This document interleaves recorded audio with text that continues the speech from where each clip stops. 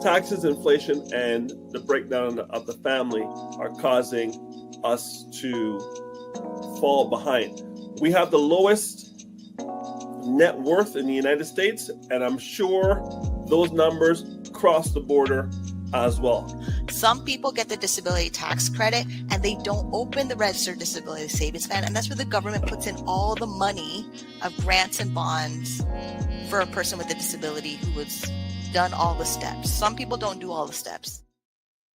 Good morning, everyone. It's Dr. Vibe here, host and producer of the award-winning Dr. Vibe Show, the home of Epic Conversations, and I'm the host of Epic Conversations, 2018 Innovation Award winner, 2020 Best Podcast News winner given out by the Canadian Ethnic Media Association. I also co-host and co-produce the only online show in the world for dads and fathers that's sponsored by Dove Men Plus Care. And being part of that team since 2020, we've reached out directly and indirectly to over 400,000 dads, fathers, and male caregivers around the world. And as always, I like to say you're blessed. Oh, you know what? I've got to forget that. So, I keep on saying so. I say so too much. Last week, in conversations with different conversations, always have conversations with people, but one person who's become a very good supporter of Dr. Vibe and the Dr. Vibe Show, they suggested add this tagline. They suggested the Dr. Vibe Show, created in Canada, syndicated globally or worldwide. And that is, I'm going to use that. So what do you think about that? The Dr. Vibe Show, created in Canada, syndicated globally. We'll run with that. So there you go. I say so again. Got to stop saying that. Okay. We are here broadcasting live on Monday, January 6, 2025. For many people, especially school kids, the first day back. School kids and school teachers, it's the first day back. We will see how long or if people get back into the swing of things. Actually, for the last few weeks, at least in this area of the world, less traffic, a lot easier. We'll see what happens in the next few weeks and how long it takes people to get back in the swing of things. My co-host, Ryan Knight, I messaged him about 15 minutes ago. He says he's going to be here. All right, so I have to resend him a link. So bear with me, family. I have to resend Ryan a link. So I've got a multi-purpose here. Give me a second. I got to figure out how I'm going to do that this morning. All right, okay. Dr. Vibe is multi-person because I could do the show by myself, but I don't like doing it by myself. Okay. He's actually calling me right now, so I'm going to put him on. I'm going to put you on mute for just a second.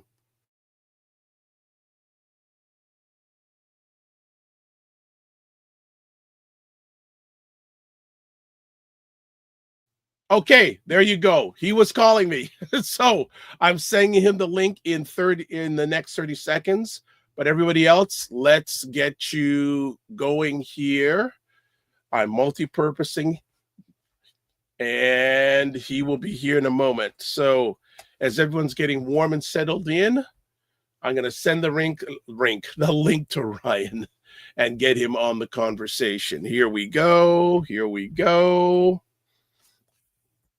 Oh, keeps on. Why does this thing keep on doing this every time I hit it? All right, there. All right.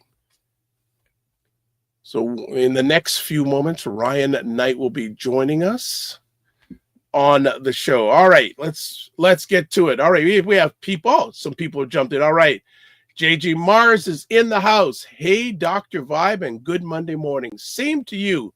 Good Monday morning. And also Fitness IQ Cam says, morning. How did your event go yesterday, Fitness IQ Cam? We actually had a conversation yesterday, and she told me her and some members of her family are going to an event, and some of it was going to be outdoors and in an enclosed space outdoors. I said, you're better than me.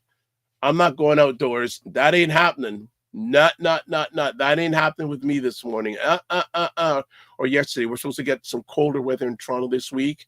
So I said, no, thank you. But what is everyone's plan for the first full week in the new year? Are you ready for it? Are you still struggling to make it happen. And if I sound a little bit different, I've got some nasal congestion going on this morning, so I feel like I'm chatting from my nose instead of my voice. But a lot of people I've encountered or have told me they're sick, flu, cold. I am keeping low key for the next few days, so I don't. I get better. And shout out from wherever you're watching from. Please chime in. Love to say hello to all of you. Say no, it's up. And here is the star of the show. He is coming in, stroking his beard. The man in black. Hello, man in black. Yeah, good day, Dr. Vibe. How goes it? Fine, Ryan Knight. How goes it with you? Yo, things are pretty good, Gonna see how getting back into the groove of official work days. But yeah, the holidays was nice. How about yourself? How'd you feel the last couple weeks went? I thought for me they went fine because I got a lot of things done. Even up to yesterday, we were doing Black Men Can Talk last night, and Paul Osborne, one of the hosts, along with myself and Kofi Morris, he asked both myself and Kofi, what's something that you didn't get done in 2024 that you need to get done this year? And I told him, yes. So I'll let the cat out of the bag, so to speak. I've wanted to put out a survey for the family of this show. And I said yesterday, you know what? I'm going to get this done. So nice. Alert, it's coming. I'd say in the next 2 weeks, you'll be seeing a link to click on a survey for the family of the Morning Vibe so we can improve the show. We want to get the input from you. So the survey is done, but I just want to send it to someone to get their take on it. And that's one of the things I've got to do right after today's show. I'm going to send it to that person, get their feedback. So get ready. I don't want to play this year. I'm sending a survey out. Okay, saying like this week. Oh, end of this month. All right. Well, it all depends on this other person's schedule. Like I want to get their feedback. Oh, Fit Nancy IQ says a survey. Okay. And JG Mars, did your Canadian PM resign or vote out? Well, we're going to talk about that. That is all happening this week. We'll see what happens. We're going to talk about that. That is something we're going to talk about. So one apparently of they can't vote him out. So there's no way for them to collectively get him out. He has to resign. So they're supposed to have a meeting today. So we'll see. I was going to hold for that till after the break, but people have already jumped in about it. But getting back to the holiday season, mine was good. I definitely ate a little bit too much, so it's now to rein everything back in. Gotcha. Which makes it to a week from today. We'll have Carolyn Nicole back on the Morning Vibe for her monthly visit. So should be very interesting. And I'm also putting it out there. I'll probably do another juice fast sometime this month. Oh, nice. Yes. So but the holiday season was good. Like I said, got a lot of things done.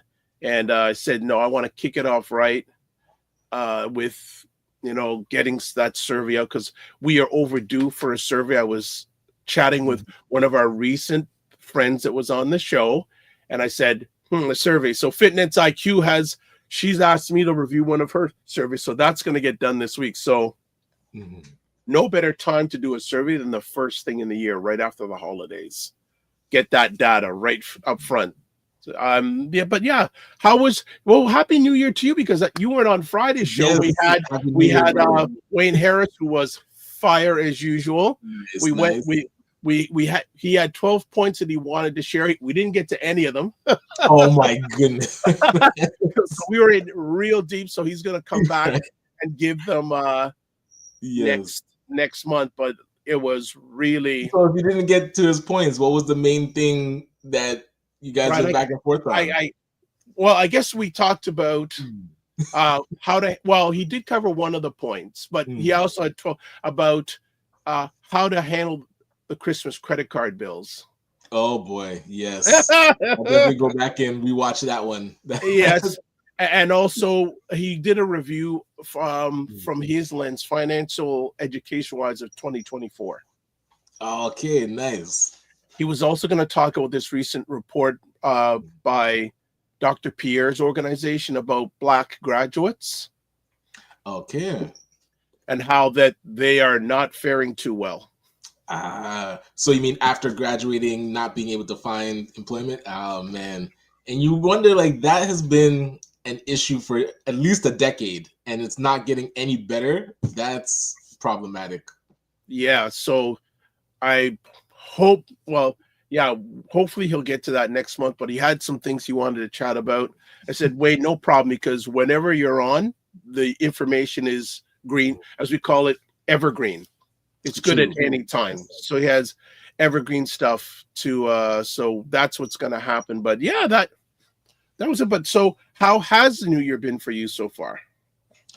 I'd say a mix of not wanting to do too much work in the holidays, but also I feel everything that I got done was bonus because the official clock starts today, I would say. So anything that was on my to-do list, as I was able to pick away at it during the break when, things are calm, I considered that bonus, but not like beating myself up for not doing too much work because there was a to-do list and you're like, oh, I need to get these off my plate. But, forgiving myself for taking a break and just hanging out with the family, getting to do more activities with the kids. So that was fun. And yeah, so we're going to see how to take a little bit of that into the new year, 2025. I want to see that more of a balance where it's not just pure go business. Although there is going to be a heavy push. We got like Detail Ignites growing, ACBN's also growing. So seeing where the focus is going to be and leaning in. Oh, well, you have a symposium coming up too. Yes. So mark your calendars, March 29th, the ACBN Legacy Symposium. And the theme this year is building wealth through franchising, but it's really more about building business systems. So having a system that could be franchised or that is sellable. A lot of times we're running businesses that are really not as valuable as we think they are because we don't have strong systems in place. So being able to learn from those that have built franchises. So Brian Scudamore, who's the dragon that invested in Detail Ignites on the Dragon's Den show, he's going to be the featured keynote. We have some franchise consultants showing us how to build out stronger business systems. So Melissa Cadigan from Hot Perspectives, Chris Beth Cowie from Empowered Forex, and of course, our closing keynote that's becoming a bit of a tradition. Dr. George Fraser is going to be back talking about how to now expand your company internationally and definitely across North America as he's done with FraserNet. So looking forward to that. And again, the invite for people to be there for the facilitators, the speed networking roundtable. That's where we're hoping Dr. Vibe has cleared his calendar so that he could be one of the facilitators. It's there. It's there. I put it. It's marked down on the calendar. Actually, talking about Dr. Fraser, what he talked about at last year's symposium has become front awareness for a lot of Black people. How he talked about the Black family. Remember how he gave the statistics? And that was so he started talking about that last year, and now in a lot of feeds that are Black based, that's being talked about.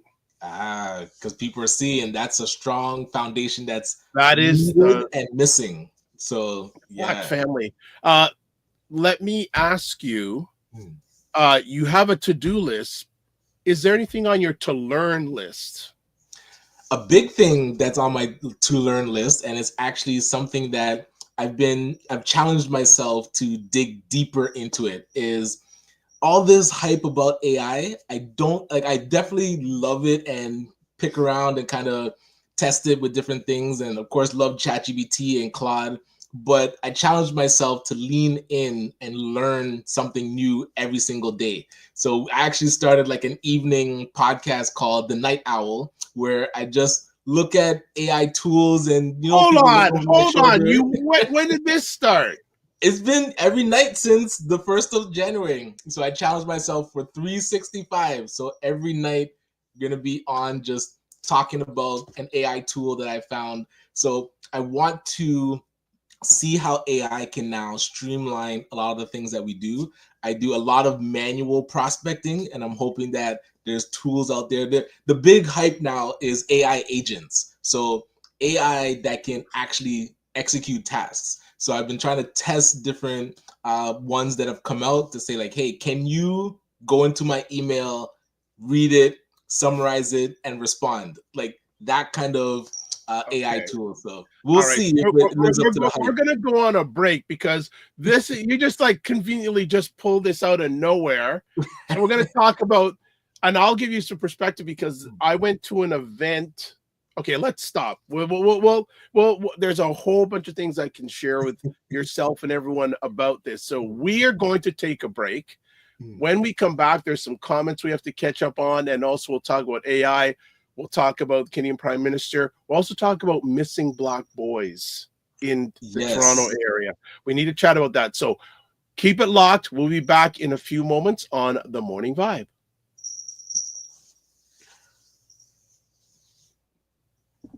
Hi, everyone. I was just on the Dr. Vibe show a couple weeks ago, and I wanted to talk about how wonderful the experience was. I was there to talk about a Buy Blacks article, but what I really appreciated about being on the Dr. Vibe morning show was that very quickly as my story started to unfold, Dr. Vibe was able to pivot, ask really interesting questions to give the context to the audience and listener about why the article was personal to me, who I am as an author and writer, and give all of that additional context so that the audience understands the perspective that I'm speaking from, which I think is very, very important in journalism. It was a warm experience and invitation. I had a wonderful time being on, and I would recommend anyone else interested in participating on the Dr. Vibe morning show do so because it's a wonderful time. Thank you, Hilly LeBlanc Media. Hilly LeBlanc, good to have you here. So you are watching the first Monday of 2025 edition of The Morning Vibe. Just do a check and subscribe to the Dr. Vibe show on YouTube and hit the notification button. Haven't hit 1,640 subscribers yet, but we're getting closer. Also, if you haven't subscribed and you're up to it, please subscribe. Also, like the Dr. Vibe show on Facebook, LinkedIn, and Instagram. Also, question about subscription.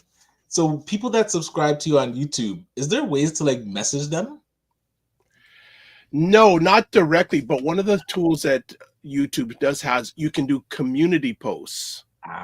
So you can do a post and then people will get notified that something new has gone on your YouTube platform. But you can't message them individually, but you can do a sort of like a group post. Gotcha. All right. So to advertise your business service product on our show or any of the platforms that I'm on, email me, dr.vibe at the dr, vibeshow.com. Also, join our Discord group. I've been doing some more posts. That's one of the things I had a chance to do over the holidays. I did actually a happy holidays and happy 2025 posts. I did one of those, and I did a posting of the link for Wayne Harris's appearance replay. So there's some more coming. And then, of course, Indie Soup Media, ran by our good friend Dr. Tachi out of Fort Lauderdale, Florida. About 30 independent content creators doing great content. Some of the stuff that I do and myself and Ryan do is on that platform. So that's the website, but also go to Indie Soup Media. I'm going to actually update that, Indie Soup Media on YouTube. And speaking about Dr. Tachi, why the mouse is not working properly today? Okay, there we go. Coming up on this Friday show, Dr. Tachi will be talking about 2024, the year in media, tech, and pop culture. So do not miss that. Dr. Tachi will be front and center stage, not in the comments. All right, so actually we have some things. Also want to shout out some people. JJ Marr says, I'm not familiar with your political system and process. Well, we're going to familiarize a little bit in a few moments. Also, the McMillan Group, there we go, is asking, what are the dates for this year's event, Ryan? So please repeat. Yes, so it's March 29th, the Saturday, March 29th, coming up at Sheridan College, again, Mississauga campus, Hazel McCallion campus. Yes, so that would be a good thing. Let's maybe Ray be a bit maybe there for it. All right. Also, good morning, Christy White. Good to see you here. Hope you and your son and your community are fine and safe. Wishing the Indigenous community a happy and blessed 2025. Fraser Ramsey, all the way, I believe, in Scotland, is saying good day. And it says, Happy New Year to you, lads.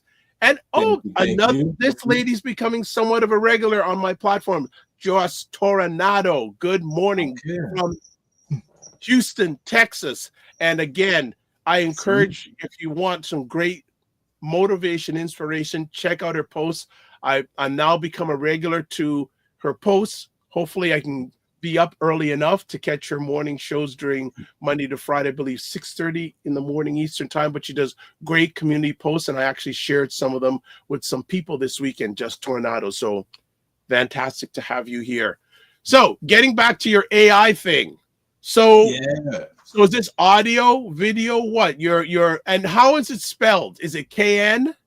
Oh yeah, Night Owl. So KNIGHT, yes. So is it live? Is it live? Is it pre-recorded? Is it what? It is live. So we're using StreamYard. So I'm definitely a fan of this platform, thanks to learning a bit from you. But I just turn on the camera, share my screen, and so far. So we're actually testing out animating the book that I wrote with my daughter, Jazz and Dad Start a Lemonade Stand.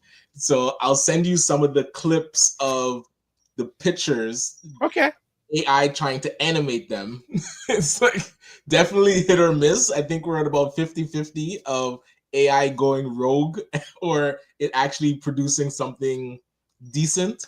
So, and then there's a platform called Do Browser that's an AI agent that can really do tasks on your browser. So we've been trying to test that out. It's definitely in its infancy. So yeah, we just want to try and find more AI tools anytime. Like the internet, there's so many people talking about this. I think 200 or 200 to 300 new AI tools that come out every week. Apparently. So keeping on top of it is insane. So I just try to find one or two that are interesting. And just take a look at it. Yeah, just do it in real time. Yeah. See, so this is part of my philosophy with things that you don't have it perfectly set up. You just start, just do it. Just go on and don't get good, get done. Just put it out there. Just press play, man. So we've got some. So Fraser says, back to the grind for every business, everyone's business and business. Yes. Yep. Sophia. Yes. So Jay says, Happy New Year, Dr. Vibe and Ryan with a question mark. I hope no question mark.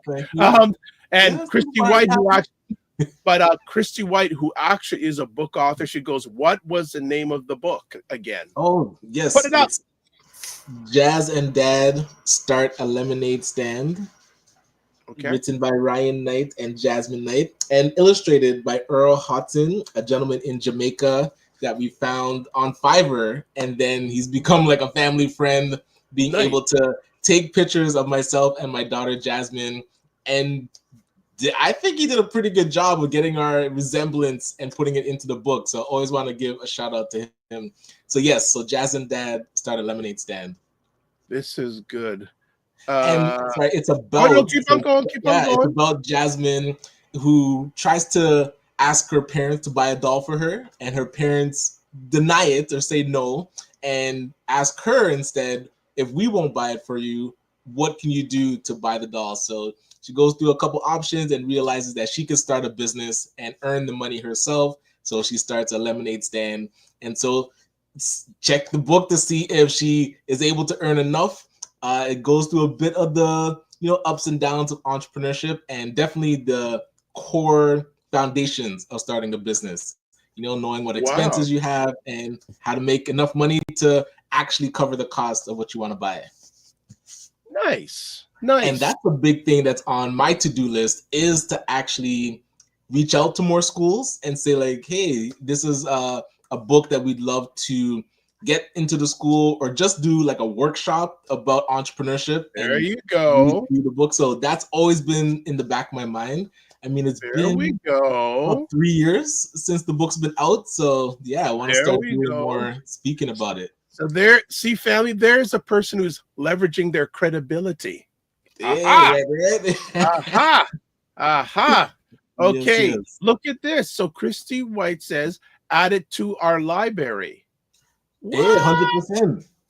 I don't know if you want how to share the link or.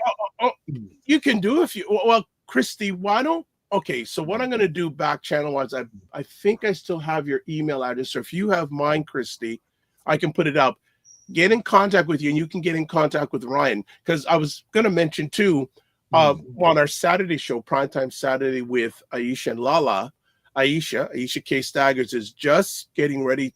I know she's going to be launching her book, and she connected with Christy, and I think Christy got her an illustrator for her book, and the stuff the illustrator did was amazing. Oh man, that's sweet. Amazing. So I want to give a big shout out to Christy.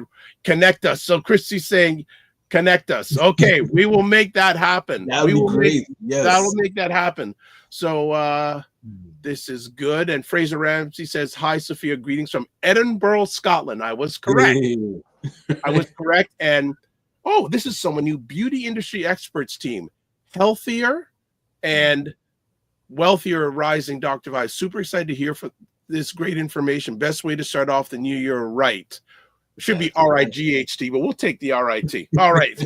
If my dad was here, he'd correct, saying that's not right. RIGHT. But we get the meaning. We use Black English here, so that's all right. Black English. All right. So let's and thanks, people. Keep on the comments rolling in. Let's get back to the AI thing. So, what was the thought process to start this show? Because downtime, you're going through YouTube, and then I went down a rabbit hole of, because there was a lot of new announcements coming to the end of the year. It was like every video was new tool, AI agents. Like it was just, so I'm like, you know what? The only way I'm gonna learn this stuff is to actually force myself to test them. So I said, what better way to put pressure than to start a show that I have to show up at a certain time every day and test out AI. So I was watching a lot of YouTube videos about them, and then I was just like, yeah, it's too much was like passive, just hearing about information. I actually need to test them and then see what works and what doesn't. Otherwise, it's such overload. Like there's so many different tools, and then each of them are now costing a good amount. So if you try to test too many, it can get really expensive. So that was a way for me to put pressure on myself to actually test and do the work of sampling AI tools instead of just watching a video about it and parking it somewhere. All right. But I'm curious, are there any AI tools that you've started to use that you really like? I don't use too many of them. Like right now, I know there's tools out there that do audio and video editing, but I have a team that does that. Right. So I still as much want to have a human component as possible. I do use one to generate clips for YouTube and Instagram, and it's pretty good. Right. But so it's a really good one. And periodically, I will use ChatGPT. Actually, there's an online software that allows me to use the latest version, a latest version of ChatGPT for free. Nice. But it only allows you to use it so much per day. But it actually has a whole bunch of AI software, some free, some not, all in one place. Okay. You don't have to search around. What is this? Like, is that? You know what? I will let people ask me in our Discord group.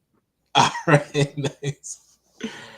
Well, the Discord group people will find out first. I will say down the road, and it's a great tool, and they actually just released some other free AI software just in the last 2 weeks or so that I've got to test out. So, this may be interesting, but I do use it for some research. I don't let it direct me. I use it as a thought starter.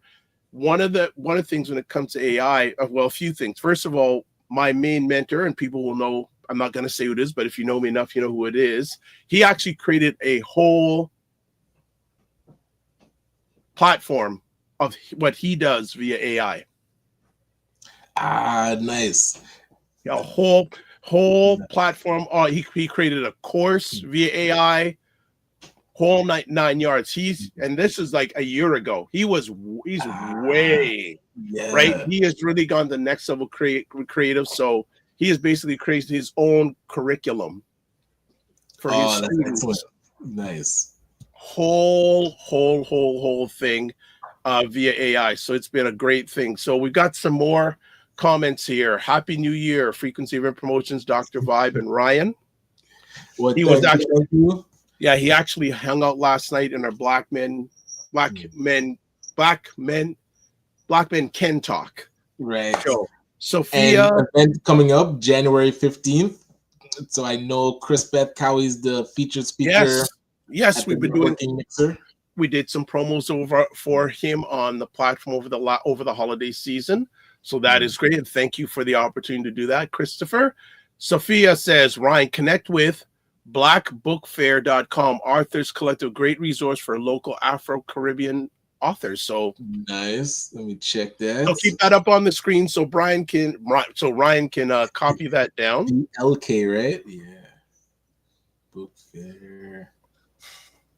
And I saw some posts. There was a lady who used to do annual book fairs, and she. All right, I got it. Yeah, and I can't remember. All right, you can take that one down. Good stuff. Frequency Member says, Happy New Year, everyone, and all the best for this year and beyond, like that. Sophia is saying hi back to Fraser. Hello, says Fraser Ramsey. Hello from Brampton, Canada. So we got content across the ocean today. We are going across the ocean. Yeah. So getting back to the AI thing. Yeah. So I don't use it I do use it for research, but it doesn't. I don't copy it verbatim. I use it as research and say, okay, how can I put my spin out? But for thought creation, yes, I do use it. I do use it for thought. Yeah, and it's definitely amazing for, like you said, when you have a blank canvas to say like, hey, this is what I'm thinking. And then it gives you kind of like a first draft, and then you're able to go in and customize it. But I'll say the more that I use ChatGPT, the more it starts to talk like me.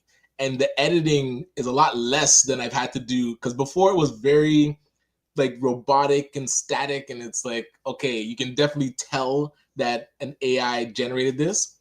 But as you tell us, like I like upload emails that I've written, I upload different applications that I've written, and it starts to get my feeling, my voice, I would say. So it definitely improves. And that's where people are talking about, 5 years from now, AI being like unrecognizable and smarter than humans. I am predicting it's going to be this year where AI just starts to branch out on its own, because they said once AI agents can talk to each other and do work and prompt each other, it's pretty much game over with humans having to do those types of tasks. So I'm thinking that's going to happen this year. Interesting enough, in regards to that, one of the best things I attended last year was a business organization that I really love, and they're so kind. They invite me every few months. They have get-togethers, morning breakfasts, and they're usually $500 a pop, and I get to go for free. And the last one they had was all about AI. And nice. Yes. So it started at 8 o'clock, and then went from 8 to 9 was breakfast, and then 9 o'clock they had an incredible Black gentleman. What's his name? I'll look it up, and I can look it up. He did a 1-hour presentation or sharing session about AI and EI. Woo! Was that good? Gotcha. That was absolute. And actually, so AI is what? Emotional intelligence? Yes, artificial intelligence and emotional intelligence. Gotcha. Nice. And it was for leaders and high-level CEOs. Now, whenever I go to things like that, one of my words is always documentation. So there I was, front row, swinging around my iPad, and I recorded the whole thing. Nice. Yes. And it was a great presentation. So what I'm going to do, probably in the next week or two, the next time we do one of these, I'll actually show some of the presentation. All right, sweet. It And was that's real. one thing I wanted to get better at too, because when I go to events, we're typically capturing it, and my Google Photos drive is like full of pictures from events. So I'm curious, what do you typically do? Because I see, always capture like events that you go to. Do you find that you share it enough, or is it more just for personal archiving?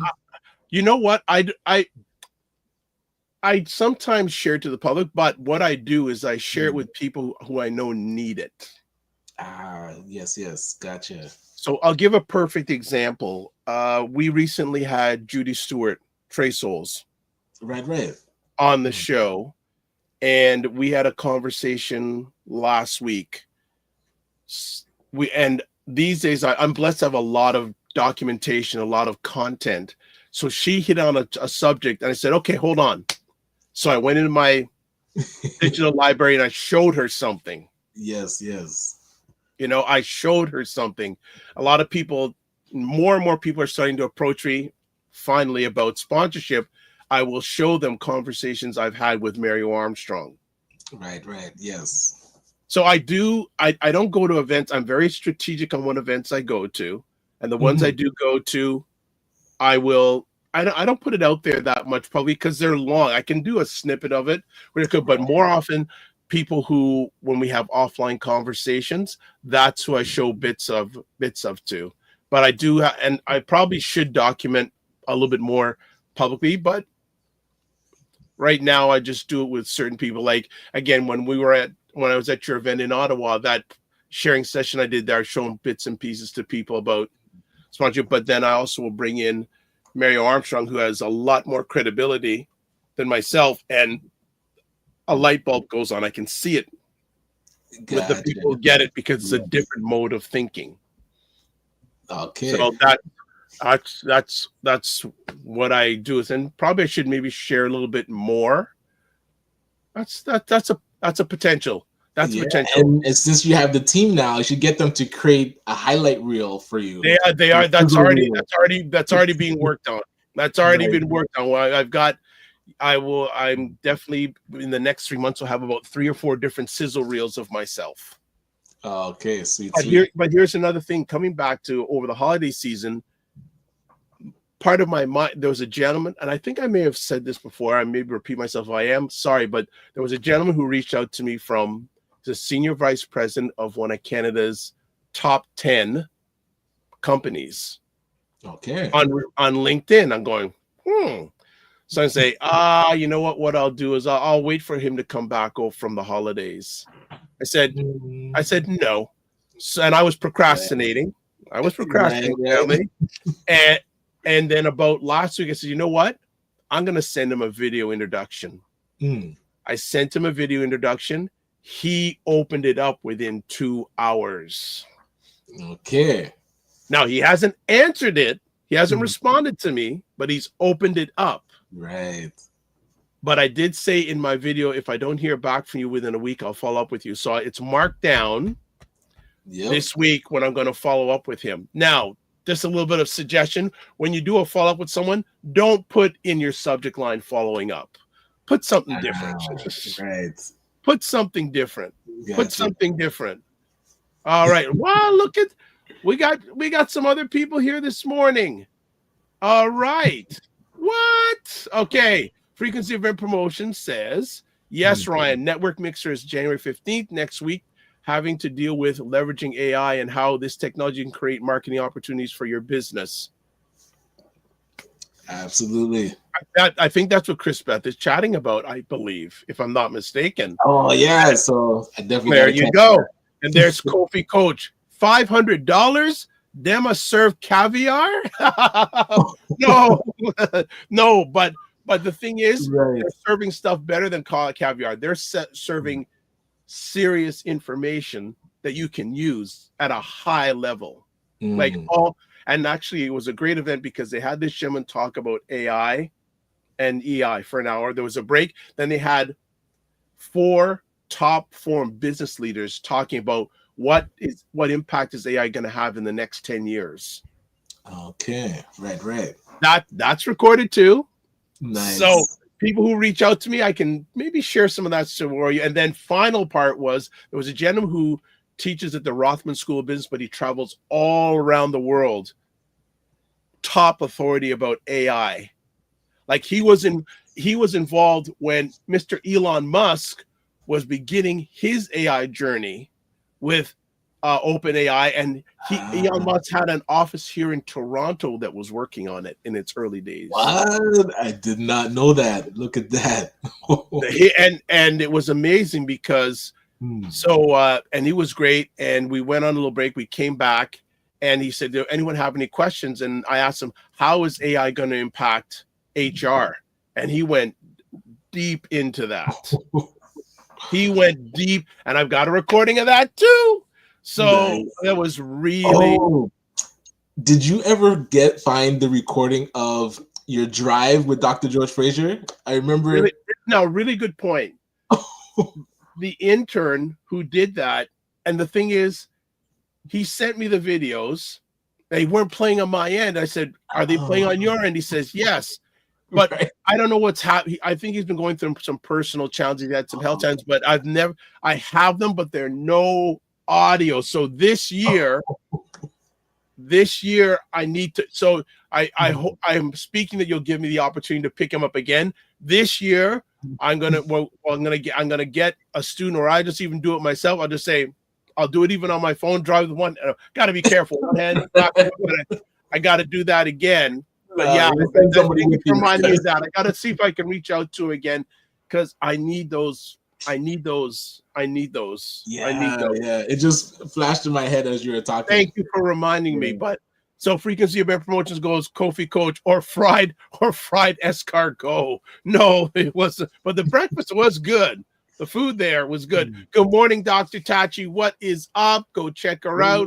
Frequency of Air Promote says, yes, Dr. Vi. Featured guest is Chris Beth Cowie. Kofi Coach says AI and EI a powerful. Oh yeah, that chat. Okay, okay. So next time it's just myself and Ryan. I will bring on that video and play a bit of it. Cool. Yeah, it was really good. Like if I was really crazy, I could go upstairs and get it, but I don't want to interrupt the flow of the conversation. Kofi Coach says, Grand Rising, gentlemen, and morning grinders. I love that. Morning grinders. That's it.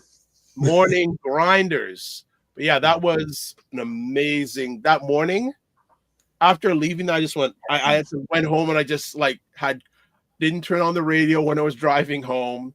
Just just to process, right? Just to Yeah. Oh, so true. Okay, now I'm back giving heavy knowledge about that. I got to see if I can get him back on.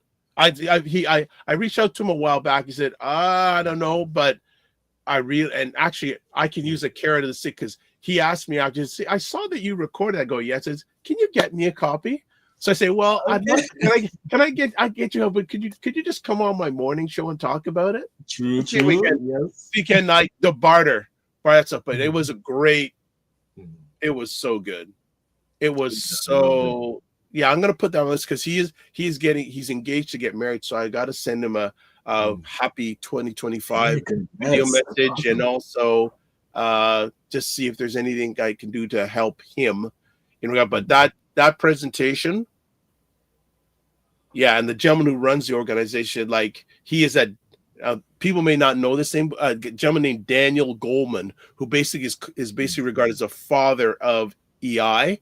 He said this gentleman's at Daniel Goleman level, and this guy lives in the Greater Toronto area, and he does presentations all over the world in regards to EI. So, know what? Go ahead. Yeah, it's too bad, because I should have asked you if you were looking for. Well, you already got heavy hitter speakers, but maybe for next year's symposium, have this gentleman talk. Would love to definitely talk about that, because I think even we want to touch on elements of AI, but it wasn't like a feature. But yeah, I would love to see if AI even and an EI. event prior, because we had the conference in Ottawa, or not in Ottawa, in Oh, October. So that one will you have be another. You have another one in this year again. so the Black Entrepreneurship Ecosystem Okay, yeah, Conference. no, okay. This is what this is something I wanted to chat with you about, and I said, Oh, we're right. gonna, okay, all right. So we're gonna pivot. So for those people who know or don't know, the Canadian government has now given another bunch of money for Black True. entrepreneurship program. So where does this stand?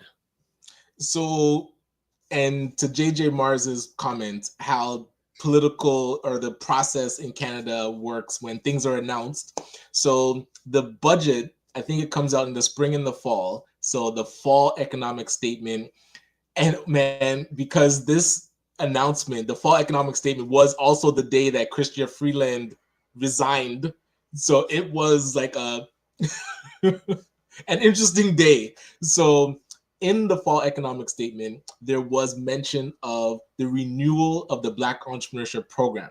So I believe 189 or 179 Yeah, million something like that, 180 over something. 5 years. So now when this gets announced, and again, a lot of other things announced in the fall economic statement, of course, it's like the budget for Canada, it has to go to vote in the House of Commons. So nothing is official until it passes the vote.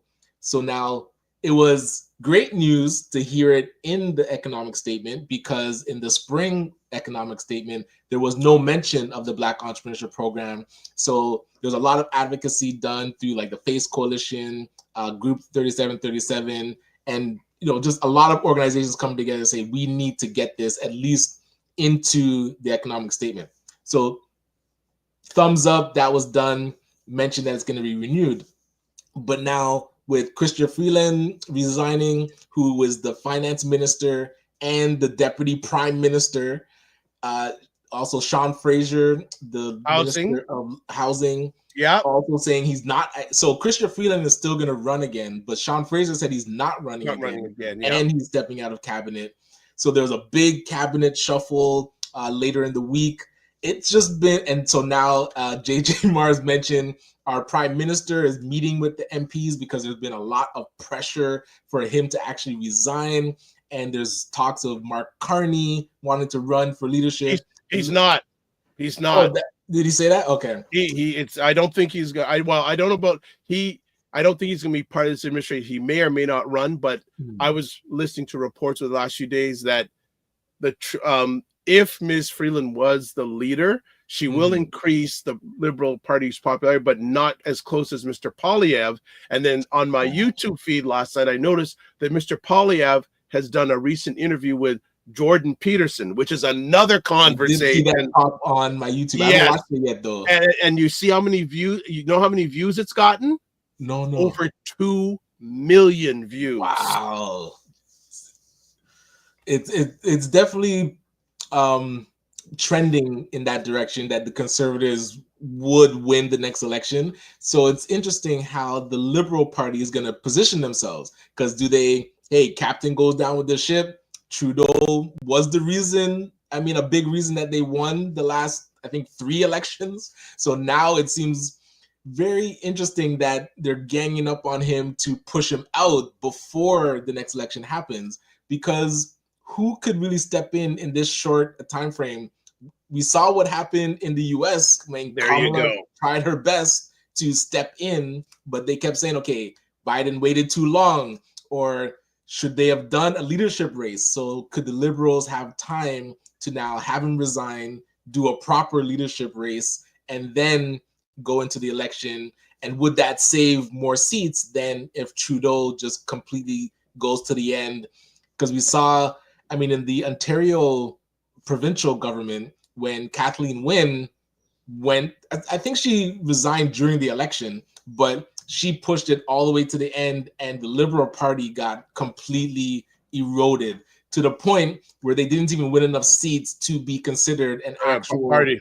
Yes, a political party. So I think that's what Liberals now are fearing, is that if Trudeau takes it to the end, the party could just be eroded, and then you would have the Conservatives as a majority and for the foreseeable future.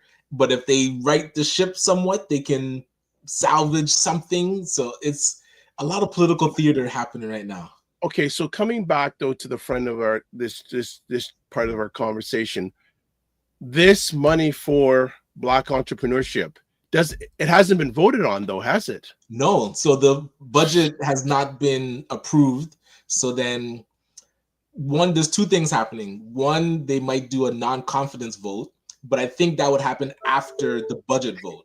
So first, and everybody's watching the NDP because the NDP at any time can vote bring it against down something and bring it down. Well, the leader of the NDP, Jagmeet Singh, has said he's going to bring the government down this month. So it's only a matter of time. Right. So I guess the key thing is that vote going to happen before the budget getting passed? If the budget doesn't get passed, then this entrepreneurship money isn't coming. It's so I guess because it's been committed in the budget. So if it does pass, it would go through.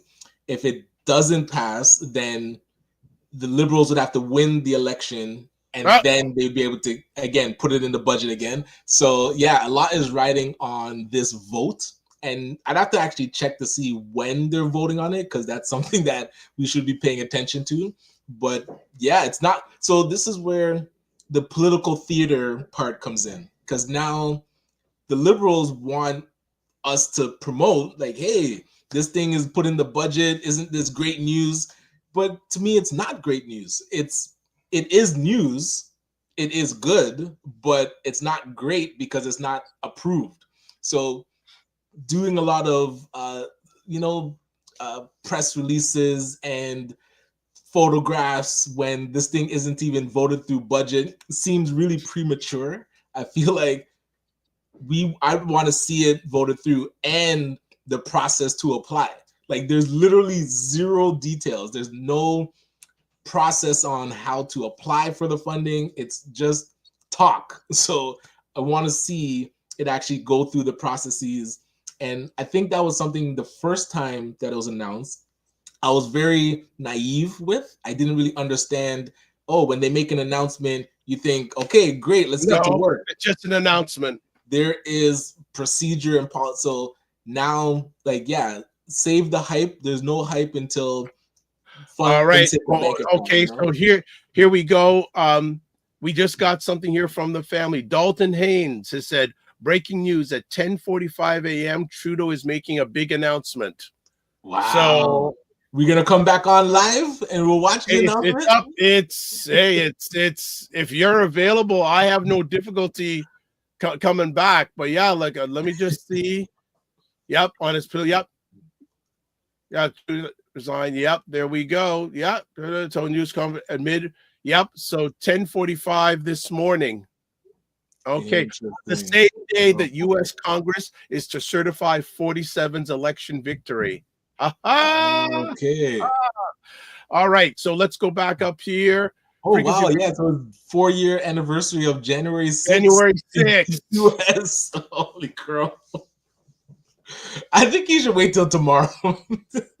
No, he did that on they did that on purpose. You think so? Oh, of course they did. Of course they did.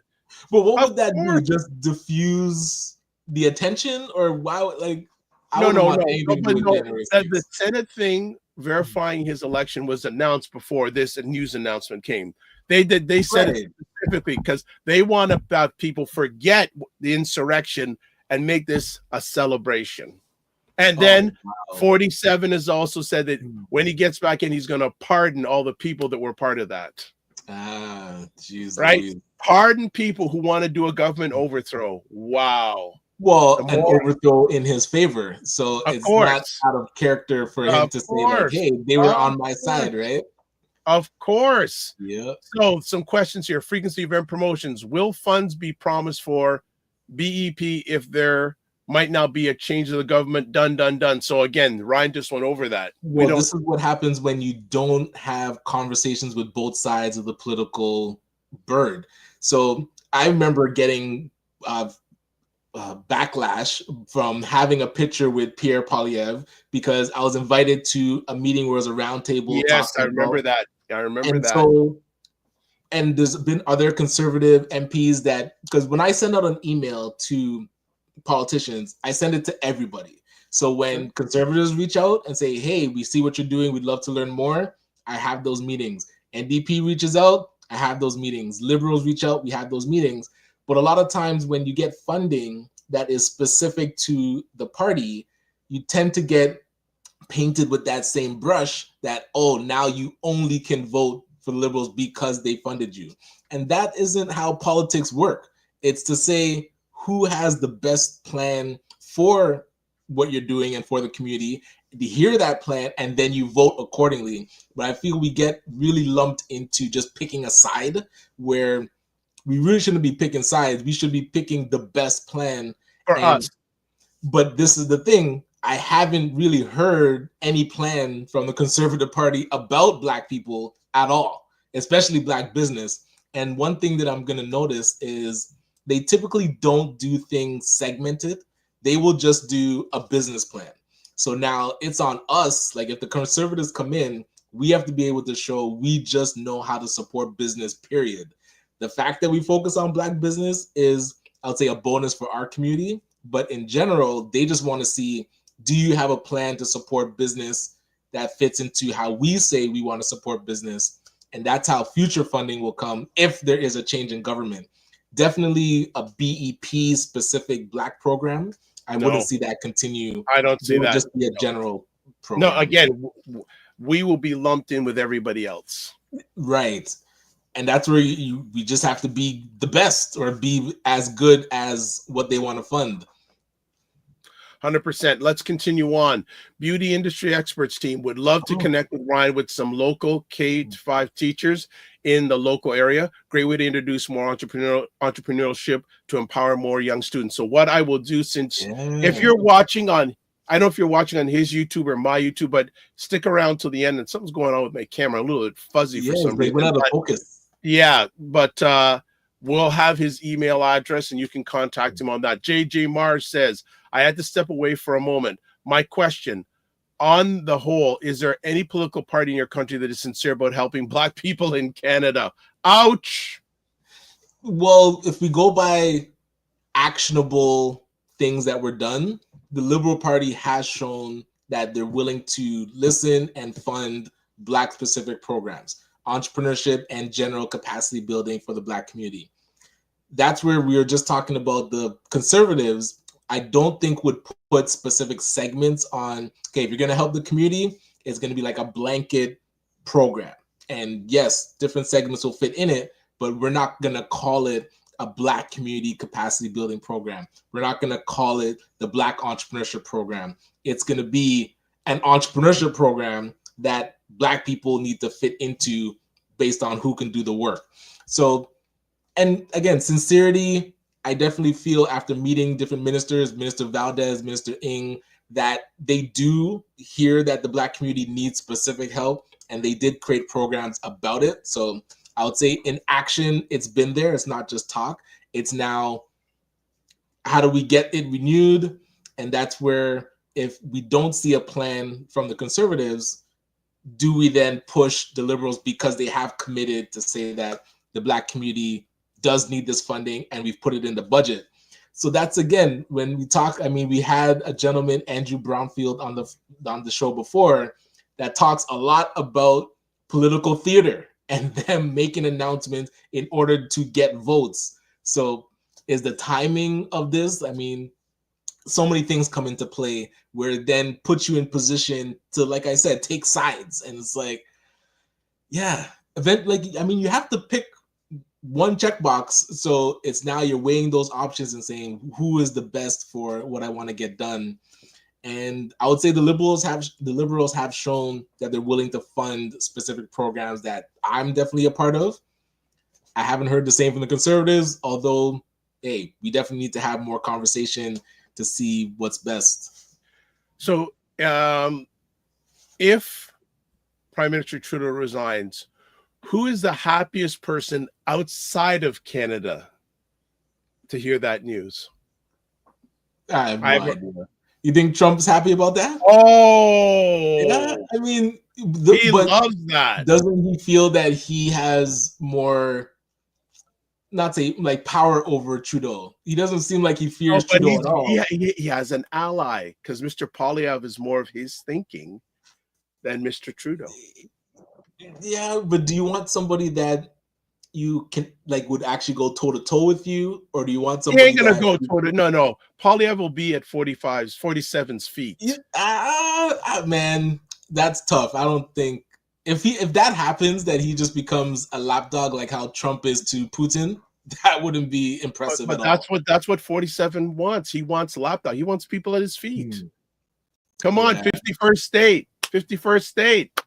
But he said that while Trudeau is in power. That's what I'm saying. And Trudeau didn't really push back.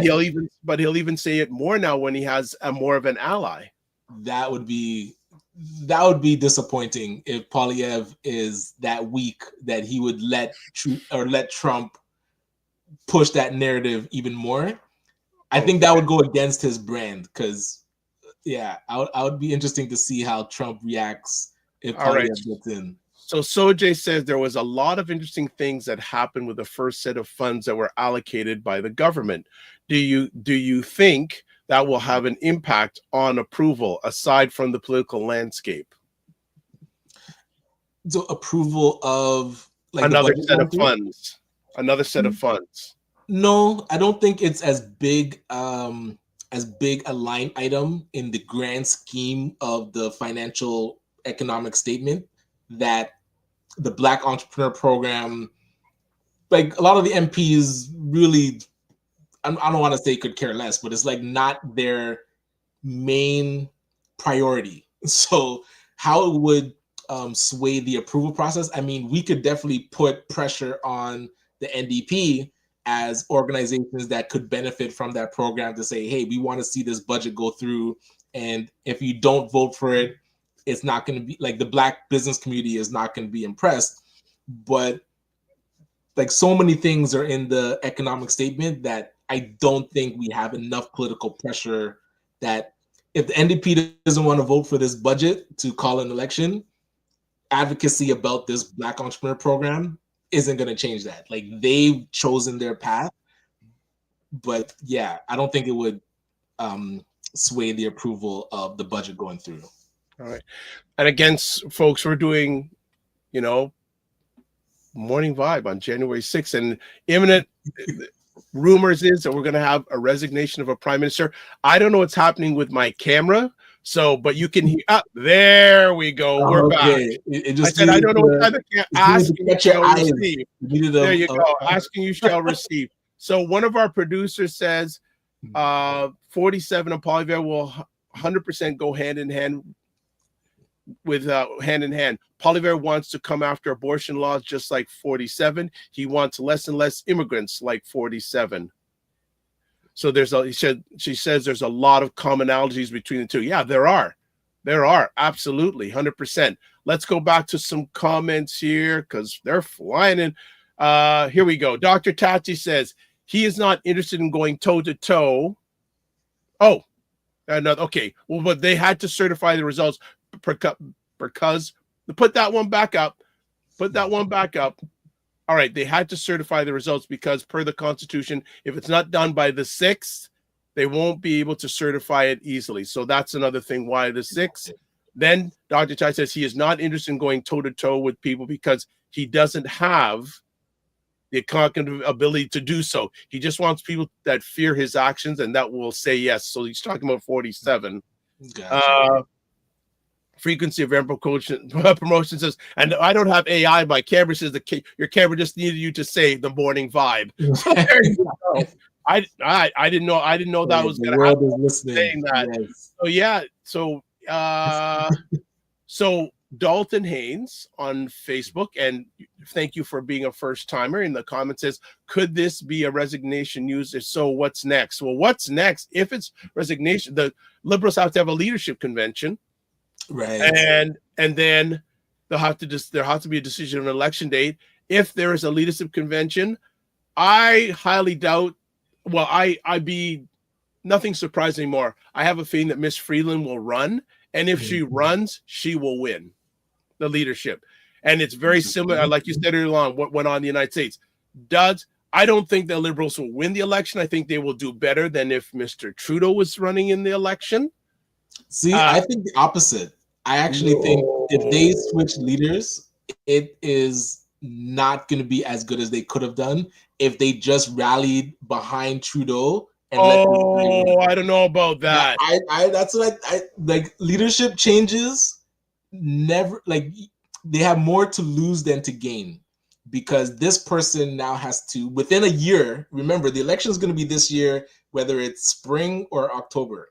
So an election is happening, and now this person has to take over the party and because remember, there's now two sides in the Liberal Party, one that supports Trudeau and one that supports him leaving. So the new leader that comes in is going to have to get the supporters of Trudeau on their side.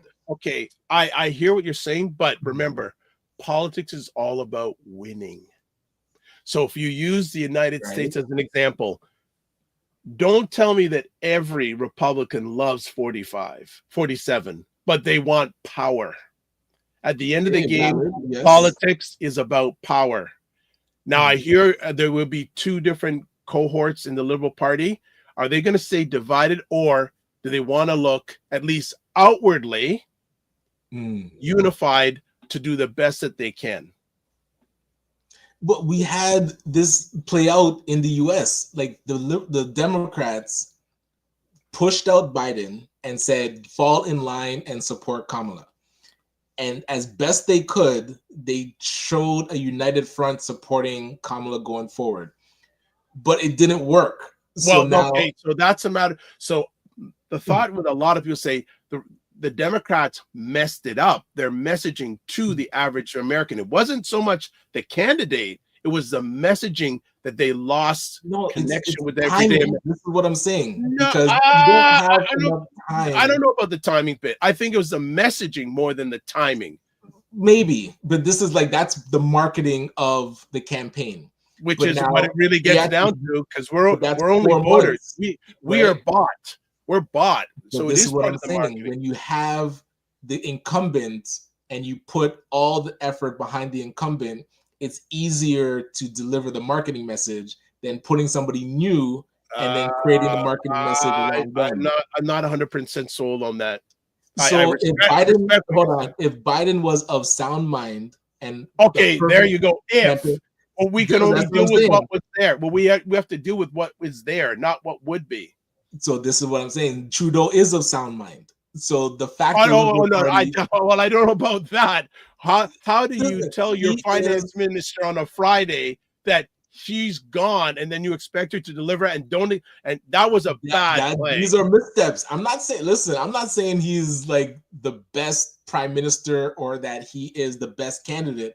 I'm saying him being the incumbent, if the Liberal Party all was behind him and supported him going into this election, he would do better than trying to switch him out and put somebody else new. But I'm talking about the people who are voting. A lot of people are very tired of Trudeau.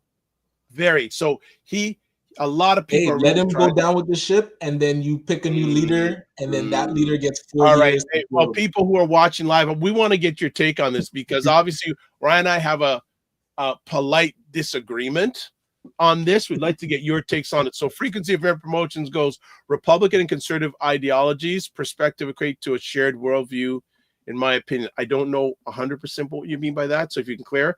Okay, Dr. Tachi says, in your opinion, is there a candidate better than Trudeau?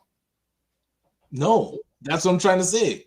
Okay. Anybody that they put in place will not do as good as Trudeau if the Liberal Party just said, we are going to support this guy to the end. The fact that they're infighting and trying to get him out within less than a year and elections happening, why would you create the infighting? This is what happened with Biden. Now he's too old, so they create the infighting and then have to shift and should try to figure things out. But Biden created his own mess. But Biden created his own mess initially, because when he initially became president, he said he was only going to be a one-term president. Agreed. So that's where Trudeau is trying to go for 4 terms. Remember, that's where people are getting tired of this guy. If he said after, let's say, the 3rd win that, you know what, now it's time for transition, we're going to make sure that we put in place the best leader to go forward, because 4 terms is unheard of in Canada. And same thing with Biden. If he said after that 1st term, just like he said, he's going to now transition to, or during the term, transition to who's going to take over, it would have been a lot smoother, and then that person would have had the full weight of the Democratic Party. Instead, these guys, like the ego just takes over. Like, why am I going to give up power? I'm the president, I'm the prime minister. So they can never relinquish power. And it was wild. They found a video, I think, of Woodrow Wilson or General Ford, or President Ford, that said only way for a woman to become president would be for a president to have a woman vice president, and for him to die. Like, even he knew back in the day that a man wouldn't just relinquish the power. He had to die. And I think that's what they're probably expecting. Like, hey, if he's this old, maybe he'll pass away. But that didn't happen. And then he decided, hey, I'm alive, I'm just going to run. And they had to push him out. But if he willingly just said, you know what, my time has come, I was able to right the ship and win for the people to beat Trump, and now we're going to create a transition for the next person to come through, which would have been Kamala, they would have had a lot better time than him being forced out and then them trying to scramble and put her in place. And this is what's happening with Trudeau. Instead of him saying, I've won 3 elections, how do we transition power to somebody else so the Liberal Party stays strong? He wants to hold on to the end, and now all this infighting is happening. Today, who knows what he's going to announce. I would be impressed if he just says, I am going down with the ship. Like, I don't care what anybody says. I'm going till the end. If you don't like it, write all the letters you want, but the next election that happens, I will be on the ticket. If I lose, I will step down. If and I bring win, down the whole party with me. I'm just saying that's very egocentric. But I'm telling you, it's worse if he steps down and they have to find a new leader. That to me is worse than. But the thing is, it's all about winning. It's not about him. It's about the party winning. It's not about him, his legacy. What I'm saying, he gives the party their best chance. That's what I'm trying to say. Them shifting leader. Okay, so especially the chance. Canadians that are watching this, do you feel that Trudeau staying on gives the best opportunity in the next election for the Liberals? Whether winning or not winning, is the best opportunity. So let's go on. Dr. Chachi says the GOP, says she's an American, who says the GOP loves power more than they hate 47, proving my point. It's a trade-off for them. JJ Marr says, LOL, Dems totally screwed up as usual. They did. Dr. Chachi says it was less about the messaging. It was more about the fact that they refused to hire a Black South Asian woman for the job. The polls showed where the thinking was. JJ Marr also says, Dems and the GOP are experts in selecting token leaders elected, appointed for the Black community. Sophia says the marketing and the messaging in the U.S. around Kamala was definitely problematic. Frequency of promotion says to unpack what was shared, Republican conservative views are almost identical in how they govern the land. Dalton says he will resign today. Dr. Chai says, Dr. Vibe, it may be egocentric, but why is it acceptable when the conservative extremists do the same thing? It often given a pass because people expect this behavior from them. All right. Hey, what gave Trudeau his reign was Harper going down with the ship. So to your point, if a leader holds on too long, Kathleen Wynne did the same thing. When they go down with the ship, they are in jeopardy of destroying. By that, it's probably their best bet, because if they switch leaders, I don't think they're going to do as well. But again, to be seen. But yeah, I just feel if they didn't create the infighting and just supported the man till the end as a part, like this is what I see the conservatives do, I see the Republicans do. It's like whoever they feel is the best person to win, they're all rowing in the same direction, regardless of the character of this person or what they might people's thoughts and views of them might be. If they're the best bet, so if the Liberals feel that Trudeau right now isn't their best bet, I just don't agree. I don't think the infighting helps. Okay. Sophia says, who would be Trudeau's replacement? Well, that's what the convention would decide. But I say right now, probably the person most likely to be the replacement would be Chrystia Freeland, who has definitely different thoughts on the economy, on how the economy should be run than Prime Minister Trudeau. For example, this no HST, GST up for the next number of weeks. She did not think that was a great idea. Yes. She disagreed with that. So Dalton also says the priority in Canada now is the economy. Well, it's true. in every capitalist country, the economy is the number one priority, not just now, but even more so. And also with the threat of, so if he does resign, how is Canada, who's going to lead Canada now with the incoming potential tariffs that 47 is going to bring in? Absolutely. So I would love to see MP Michael Couture put his hat in the ring to go for the leadership.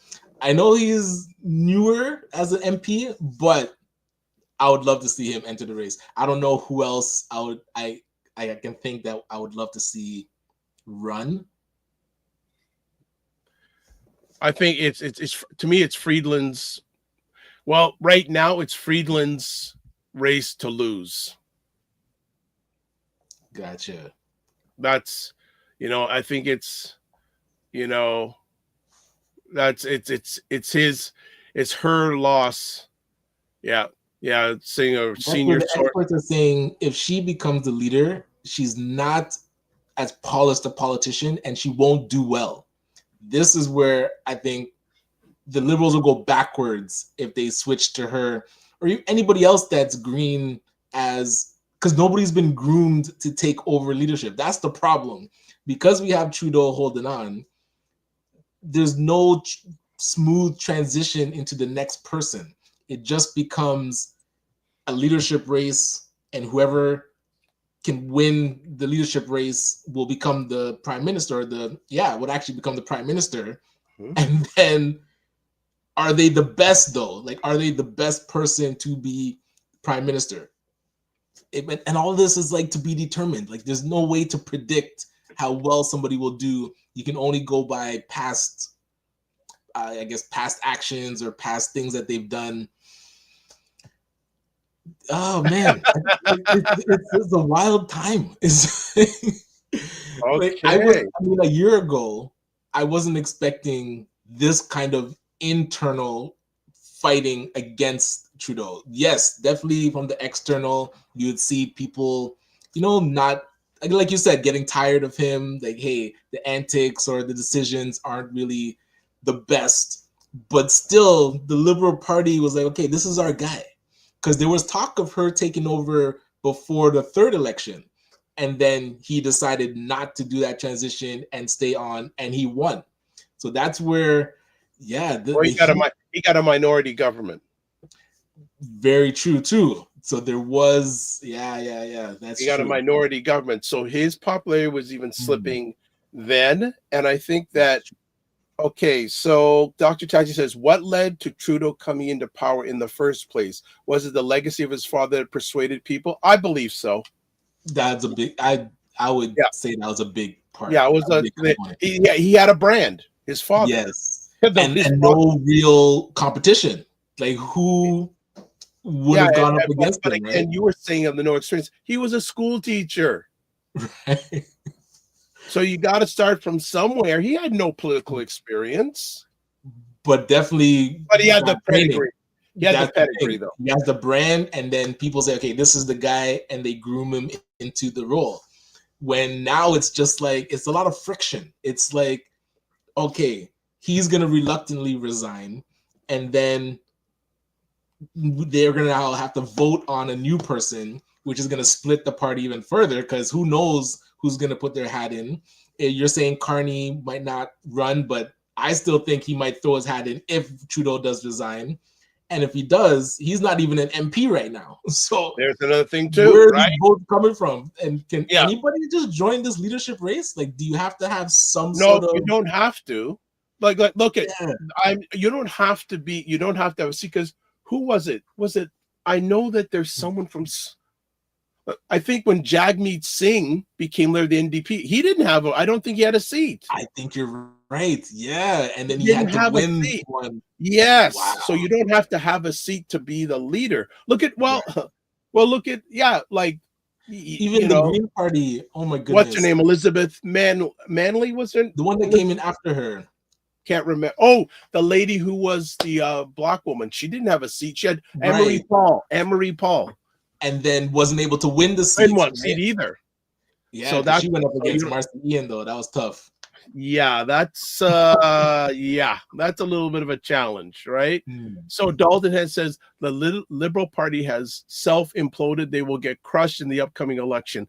I believe whoever runs, I think the Liberal Party will get crushed. It just depends by how much. Now, so Dalton, I'm curious, do you feel, because now the impending doom is coming, do you say the captain goes down with the ship, or do you try to salvage the wreckage by changing out the captain? It's a good question. And that's not only for Dalton, but for everybody. What do you think is better if Mr. Trudeau resigns? Should he, well, if it's impending, but should he stay and go down with the ship, or should someone take over? That's the question. Right. One of our producers says a lot of my generation is voting NDP and conservative. There you go. And that's the one who's in the late high school, early university. So the Liberals have lost touch. This sounds very similar to what went on in the U.S., losing touch with the populace, losing touch with the everyday voter. So we have a decision to make, Mr. Knight. You realize now. So do we stop this now? Because I'm coming back at 10:45, or do we just continue running this through to 10:45 and keep it going? And I don't even know what your availability is, but I know you've got things to do. So I'm going to ask the audience: do you want us to stop now and come back at 10:45, or do we want to keep on chatting and just run it back? Or no, do you want us the only thing I fear is that it'll get delayed, because yes, they said 10:45, but do you think you'll come out at 10:45? I think they'll it's a good question. That is a good question. I'm just this is a good question. Man, even CNN saying now Canadian Prime Minister Trudeau just said to resign his party list. Polls plummet, source says. So CNN is in on it now. So yeah, he's stepping down 1 hour ago. I'm seeing some stories here. Expected to address Canadians at 10:45. I'm outside his home in Rideau College. Man. Whew. Well, you're going to see one reluctant man up there as he resigned. I'm gonna love how he smiles his way through this, because this is not okay. So Frequency of Report says reconvene after the announcement is made. In my opinion, I want to show the announcement live. I don't want to do it after. We need to show his I would say visage while this is going down. After the announcement, no, you want to get it in real time and do real time commentary. Like that's what we did for the U.S. debates. We did real time. We didn't go on after they finished. We did it real time. Let's run it. Let's keep on until 11. Okay. And then if he's not on and announced at 11, then we'll reconvene. All right. I'm actually going to now go to see if I can get CBC and get their website out to see if they should be streaming it live. I hope. There we go. And that's it. Okay. So Yeah, so they're saying on the CBC website, Trudeau to announce he's stepping down as Liberal leader. Sources. Okay. So I've got the CBC website up. So, okay. So, you know what? And I love this. The family is going in. They're keeping the comments going here. So, Dalton Haynes says, resigning now, salve the ship. Stepping down immediately could allow the Liberal Party to rejuvenate under new leadership, potentially improving its chances in the upcoming election. This move may preserve Trudeau's legacy as a leader who prioritized the party's future over personal ambition. Valid. That's an excellent answer. I mean, yes, that definitely is worthy of consideration to say, you know what? That's is an ego move if he doesn't resign. That's what I'm saying. It's bigger than him. Now, unlike 47, it's all about him, right? Right. So Dr. Tachi says, I say you stop now, get the live ready in the system and be ready to hit go live as soon as the announcement comes. Okay. Right. Okay. Frequency of Air Pro says, hey, just giving my opinion. That's all. Hey, that's what we want. That's where this is a place to give. Dr. Tachi, I like that. Okay. Dalton says, okay, we already get that up. Freaking says, okay. Remaining as leader risk further electoral damage as polls show declining support for both Trudeau and the Liberals. This could lead to a crushing defeat, cementing his tenure as politically untenable. Good take. And Frequency of Pro says, well said, Doctor, preserving the line. Okay. Okay. We got an executive decision to make. You know what?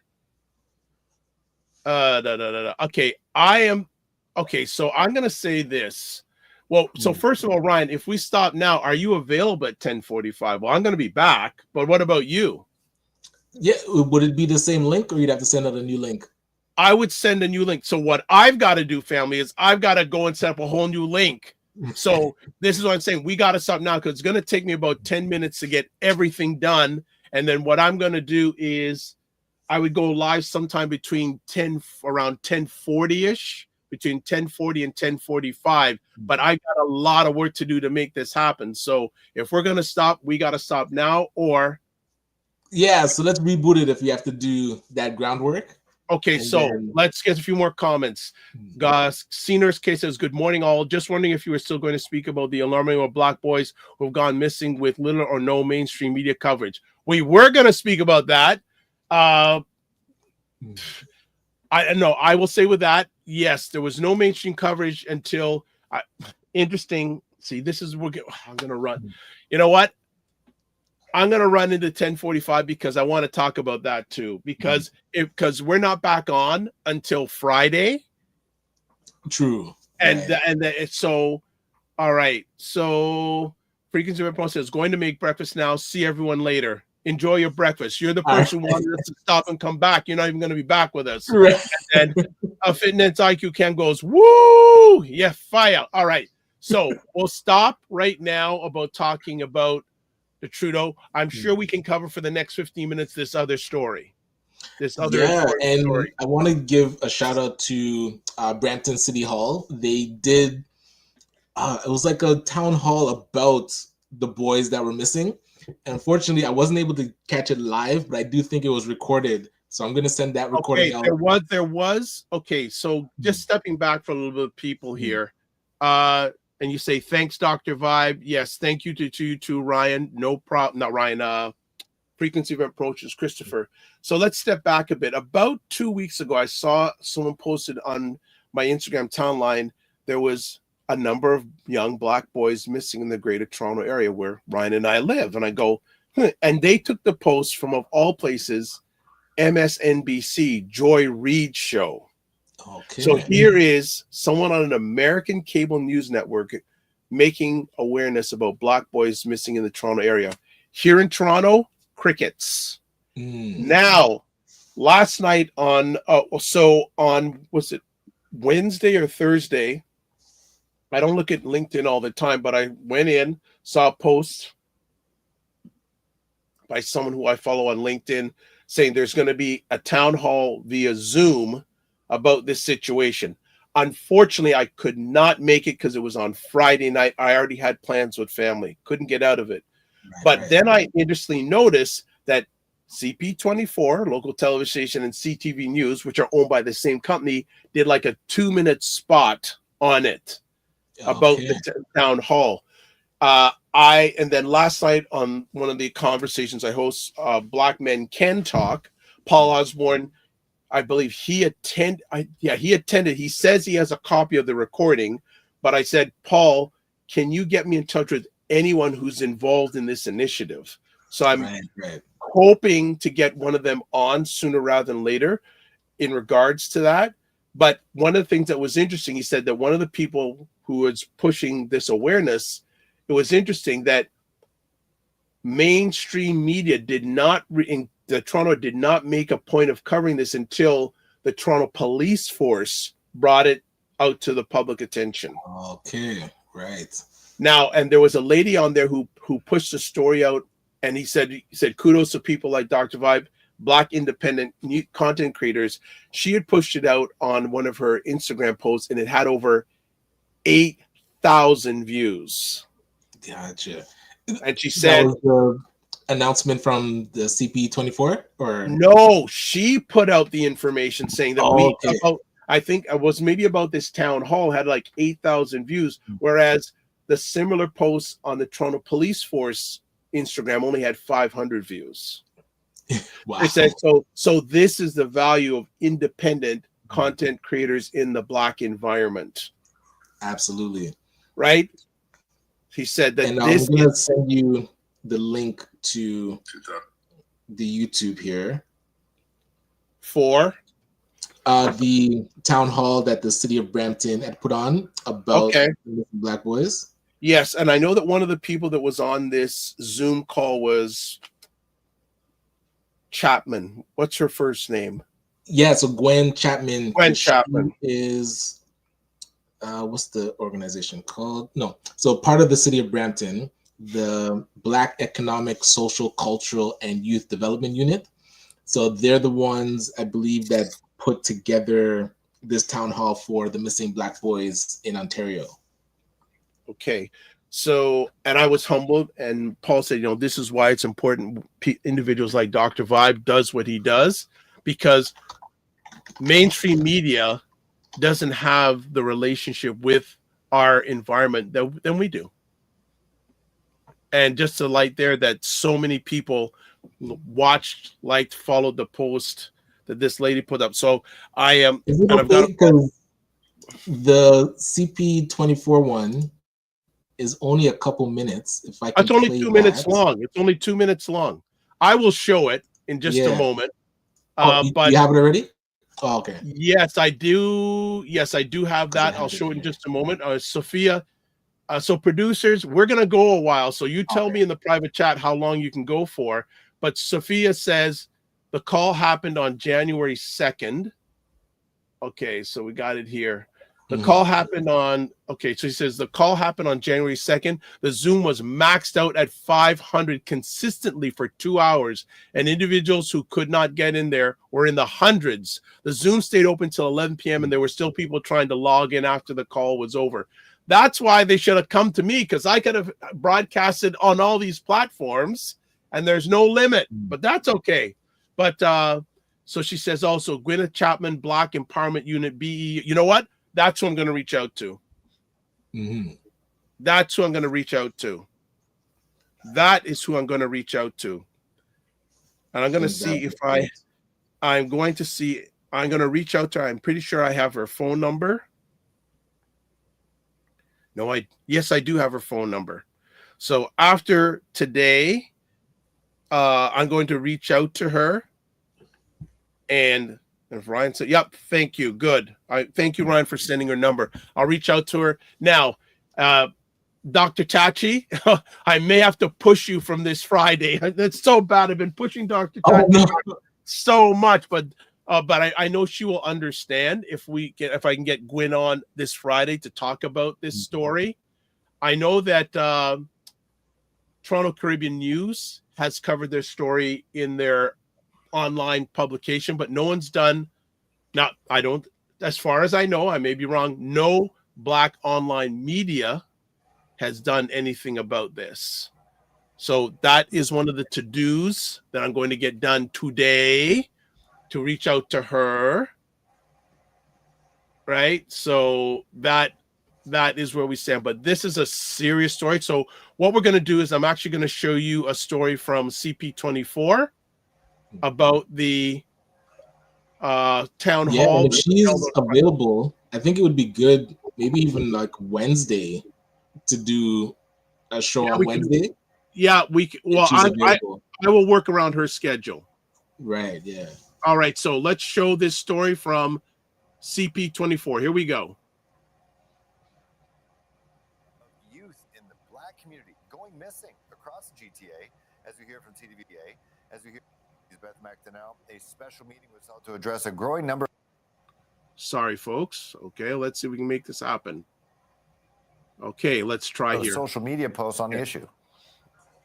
And we do have a special program in relation to that. This is a virtual meeting held with community members and officers from Peel Police, Toronto Police, and the OPP Thursday night, addressing a rash of social media posts about missing Black boys in the GTA. All of a sudden, there's a plethora of missing boys, flyers being sent on social media, and no one is giving us any kind of account as to what is really happening. Why is it that we're seeing so many, notices about boys being missing? The Zoom town hall came about after Britain's Black Empowerment Unit brought forward concerns. More than 500 people attended, the maximum number of guests possible on the platform, with hundreds more stuck in the waiting room. The meeting last night was impactful in a sense that it gave the community a better understanding of what's involved with missing persons.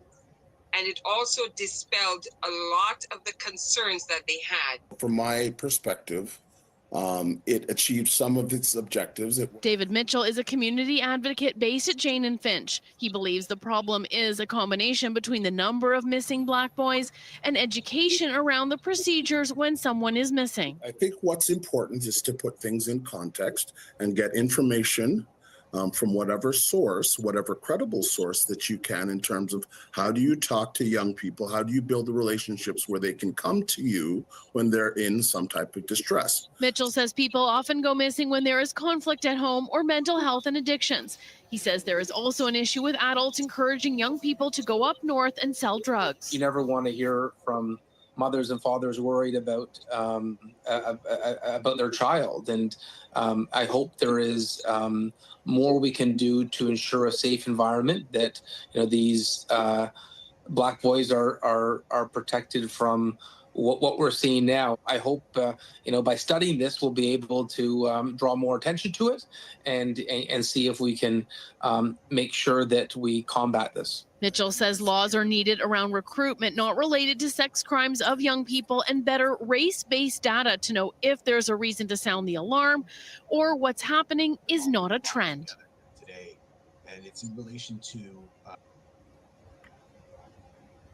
Okay, so that's a report that we are. And would be curious to know, she said, if it's not a trend, like for the police, where do they consider it to be a trend? I guess, like, because is it like a daily occurrence that kids go missing, and then if it hits 4 or 5 within a certain amount of time, then it's a trend? I'll be curious to hear what they consider, because it looks like last I saw there's at least 6 that I saw pictures missing. Not sure if you've seen more than 6, but yeah, it'd be curious to know like their procedures on that.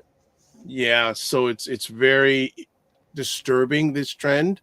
Fitness IQ Cam goes, how about utilizing the police for cases like this or car thefts? Okay. All right. Okay. Yeah, this is, like I said, I knew nothing about this till I saw it on Joy Reid's platform. So there you go. American platform highlighting something that's going on in our environment. Right. That is concerning. That is concerning that we got to take care of our homes. We got to take care of our homes. Absolutely. And I don't remember seeing any Amber Alerts, like nothing about missing child over the last 3 weeks. Oh, sorry, go ahead. No, so Sophia, thank you, because you were part of this conversation, and thanks for giving some intel from it. On the call, there was time given to explain the difference between missing and abducted. Okay.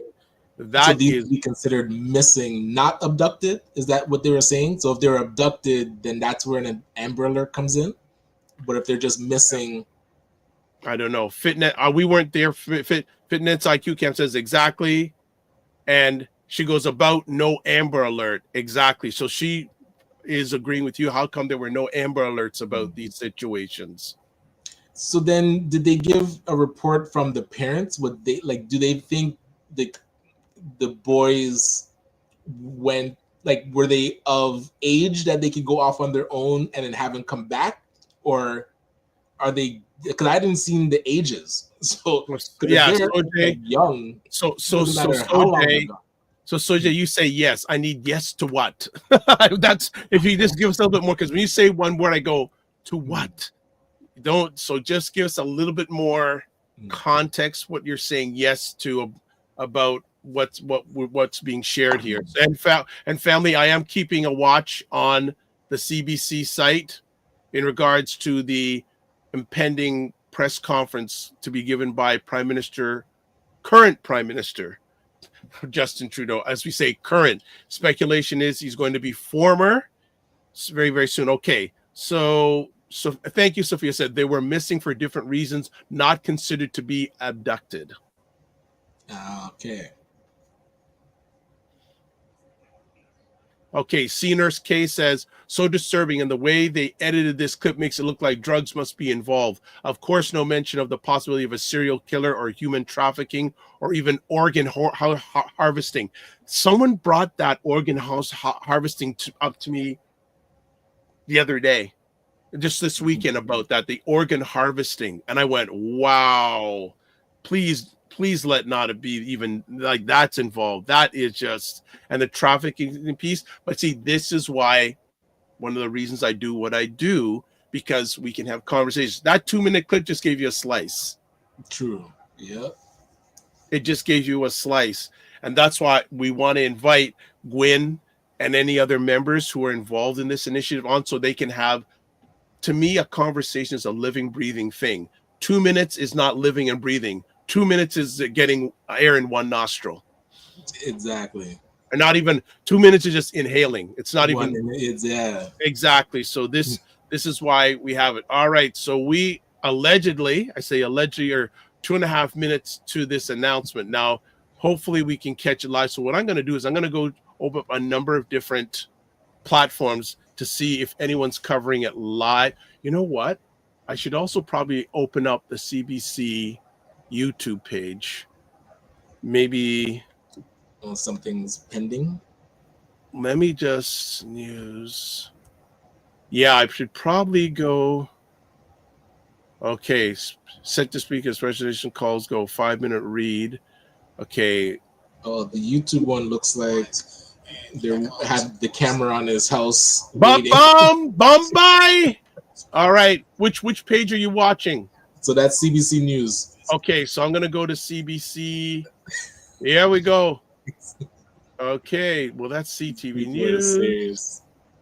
Okay, so I'm gonna CBC News. I'm gonna open up the comments are turned off. God. Oh man. Okay, so let me just do the internet not behave itself. Okay, hold on. Okay, so I'm just going to keep. Yeah, so I've got the CBC News site up and ready to go. So once the Prime Minister comes out, we'll do this. So Sophia says organ harvesting was brought up on the call. They said, yes, this is a very rare thing, not the case in these missing boys. Fitness IQ goes, watcha. I want to know what your day was like yesterday. Were you out in the cold? Okay. Yeah, that was to be avoided at all costs. The whole weekend was just This bitter. whole week is to be avoided. Ay. The whole. I mean, okay. So we. And I'm curious, Sojay, if what the call to action was for us in the community to say, I mean, do we need to go look for these boys? Is it something that we're just leaving in the hands of the police? Was there any call to action on what we could do to support even the families, like what they're going through?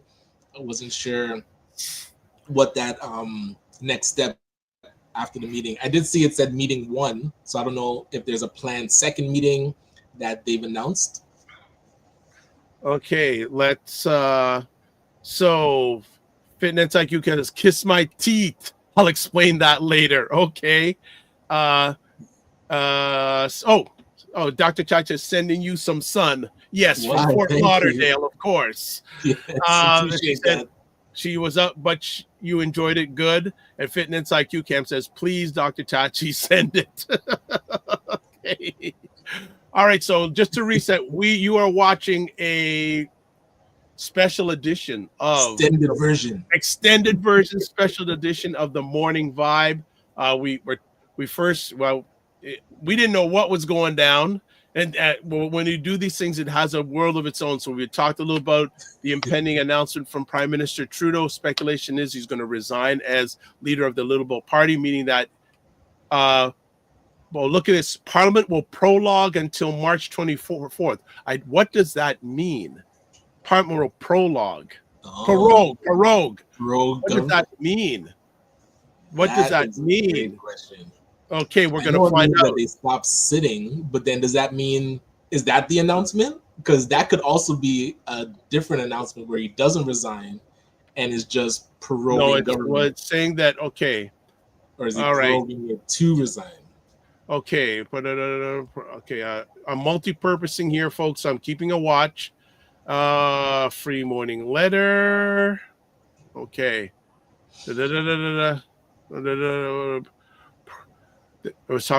It's not a well-known activity, so there may be questions exactly what prorogation. What is prorogation? Prorogation. According to the federal government's website, ourcommons.ca, prorogation of a parliament results in a termination of a session. All parliamentary business will be stopped. The House of Commons will be then adjourned, and the Parliament stands prorogued until the opening of the next session. Parliament is actually prorogued either by the Governor General, Deputy Governor, or the Deputy Governor General in the Senate chamber, or by proclamation. So that means everything would stop. No vote of the budget. No vote of the budget. No vote of the budget. That's what I'm talking about, man. Okay. This stuff is like a dumpster fire right now. Hold on here. We've got here. Fitness IQ says, seems like we have to do the police job these days. She also said David Mitchell.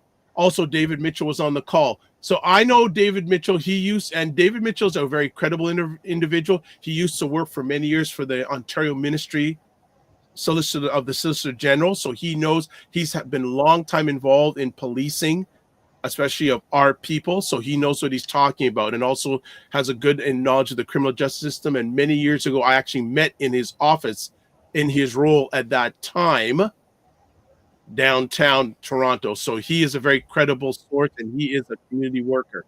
Next up, Senior's case says the mainstream media does not want to alarm the public.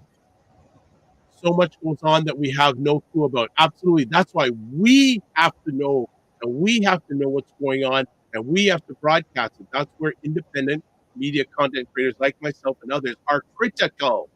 The only thing is we wish we had the budgets of some of the mainstream so we could do the stuff as well, or give it as wide a platform as possible. Let me just look again. Nothing yet. All right. So prorogation. So that means everything would come to a screaming halt in government if this happens. All right. Next, a commentary. Let's go for this. Sophia says, for Ryan, a follow-up meeting will be coordinated. Gwyn and David Mitchell will be able to provide the most accurate information on this. That is why I'm calling Gwyn today. to say we could have another one of these, and she wouldn't have to worry about the number of people in the room because we'd be broadcasting it on Facebook and LinkedIn and YouTube. Wouldn't have to worry about numbers. But I would certainly need production help because the comments would be coming in and flying. All Very right. true. Yes. But so that's why, we have a team, because that would be a major, major event. So I'm going after that today. So Fitness IQ Cam says LMAO. I don't know what you're LMAOing to. I don't know. You can't. Okay. Fitness IQ Cam says doesn't want to alarm who since 2020. Since 2020, they have been alarming us. I know, daily. Yes. Fitness IQ, they are just selective on what they want to alarm us about. So I guess she's referring to the comment about the media. Mm-hmm. And then Sophia says, on this, your question on the call to action after the Zoom. Okay, what about on this? The call to action after. That's what I need to know. Okay, another comment here. So Sojay says, most of the boys have been found, several prior to the social media posts going viral. So most of the boys have been found? Okay, I'm confused here. I'm happy. They say, if they've been found, what was the circumstance? Like, was it that they just ran away, or did they get lured? Yeah, I'm missing something here, because then how many boys are missing? And of the missing boys, how many have been found? Right. That's what I need to know. There's your comment there gives me a little bit of a disconnect. But we still should have probably put a priority on any Black boy or Black person that's missing. Any of them, doesn't matter. Yes, in this case, Black boys, but Black people in general are missing. I know the police have their protocol on when, because I do watch a lot of true crime. The point, I think it's 24 hours or so before they can get involved or something like that. But we need to, when we see someone's missing, we got to start it before the police or the authorities start it. That's our responsibility. So Fitness IQ Cam says, yeah, if they are found, that would be lovely to discuss once they have the handle on their trauma, of course. That's true also. That'd be if they're willing, that's a whole other conversation, because these young boys, if you want to interview them, you certainly would have to get the parents' permission. Also on top of that. CNS Curry says, exactly my point. Was they are not concerned when it comes to Black people. Issues that concern us are not considered a priority. Gotcha. We have to make ourselves a priority. If anyone else does, this is just me, it's a bonus. Right. And relying on them, then we see it doesn't get done. Right. Well, sometimes it does, sometimes it doesn't. I'm not going to say it doesn't get done. Because I'm sure the parents only know certain avenues to go and try and get help. And then when those avenues are rejecting them, we have to figure out a way that people in the community know the avenues that they can go to get the word out. So then, does that then mean that we need to have better relations with each other so we take care of these situations instead of relying on others? All right. Oh, Sojay says they did not get into the details of all the boys. That were between 8 to 12 boys that went missing. On the call, they shared that by the time the post went viral, they had already been located. And so that's great, but that's what I'm saying. Did they share what the circumstances was for them going missing? So if they've been found, then do they know why they went missing in the first place? Was it them just leaving home and taking off and then coming back days later? Because that's where it's okay, if boys are just leaving home, that's a different kind of family issue. If they're being lured away from home and being taken, and then them escape, did they escape somebody? That's where I'm curious, if they were found, what was the reason that they went missing? Okay, and one of our producers says, you think our situation is bad. How do you think the Indigenous people feel? Valid. Very good point. Very valid point. So Sojay says what was mentioned was the general reasons why young people go missing, which was home life, mental health, lured by adults into drugs and human trafficking.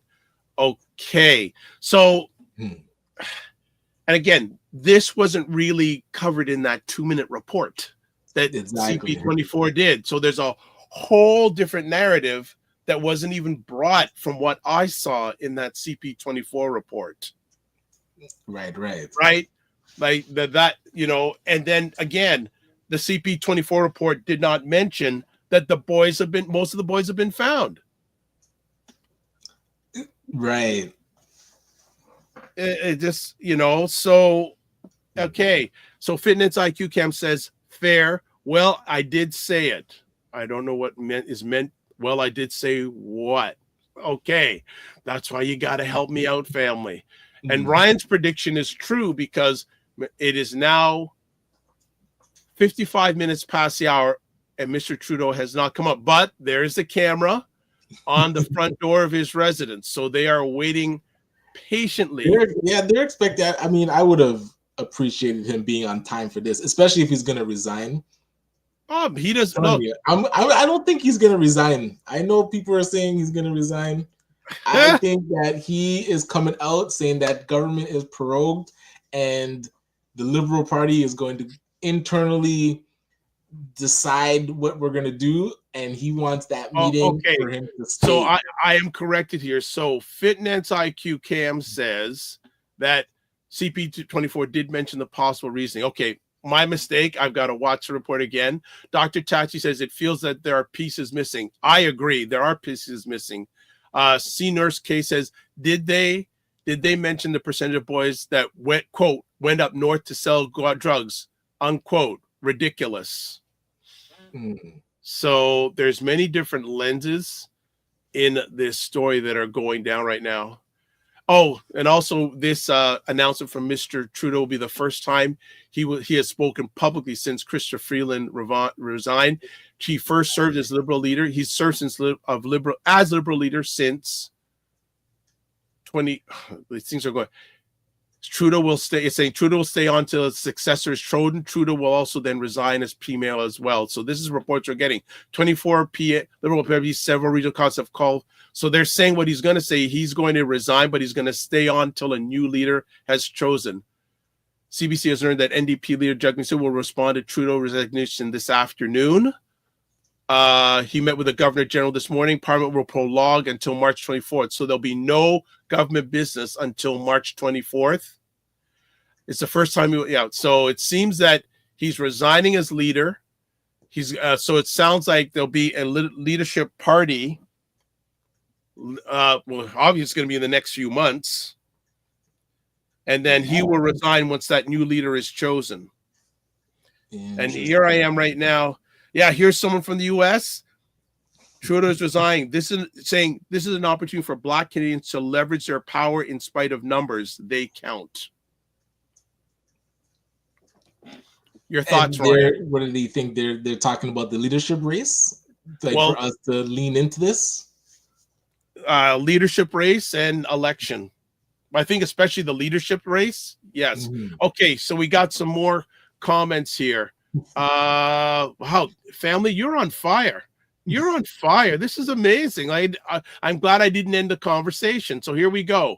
Sophia says several individuals disliked the fact that, quote, parenting, unquote, for our community was a focus on the call.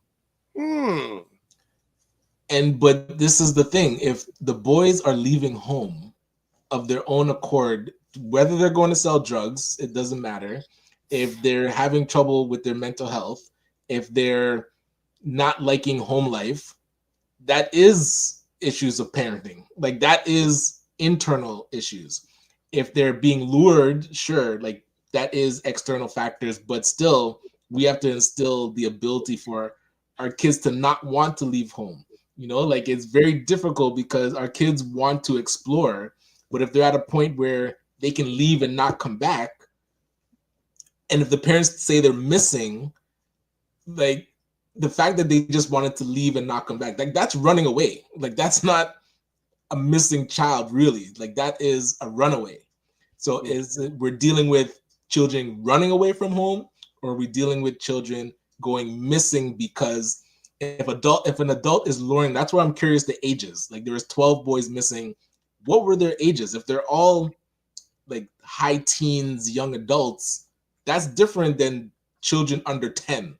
So knowing like their ages and why they're leaving, it's a mix.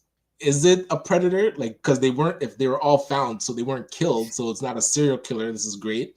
They were all found, so it's not organ harvesting. That's great.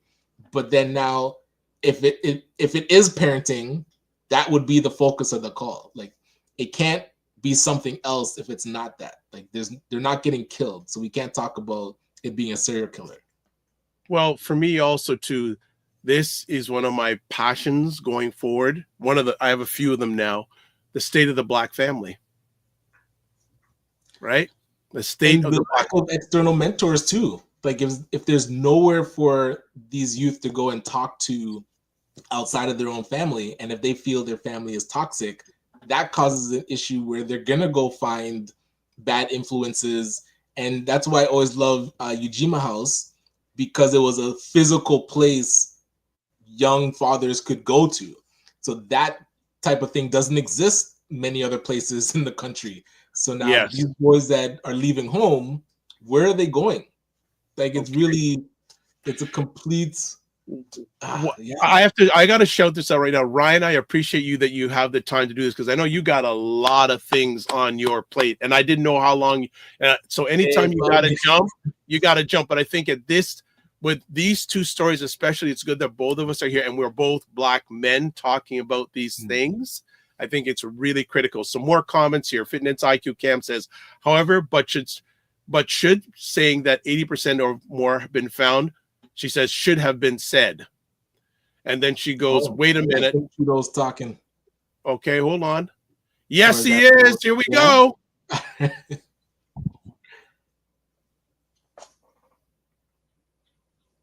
me see what. To stand strong with Ukraine and our democracy. Get our economy ready. Are you playing it too, Ryan? Because I hear feedback. Yeah, I'll turn it down. I'll just check what you're saying. Mes chers Canadiens, chaque matin, je me suis réveillé. Each and every morning, I woke up as Prime Minister, inspired by the resilience, generosity, and determination that characterizes you able to do full screen? As Canadians. This is what motivates me each and every day that I've had the privilege of serving as Prime Minister. This is why, since 2015, I have fought for this country and for you, to strengthen the middle class.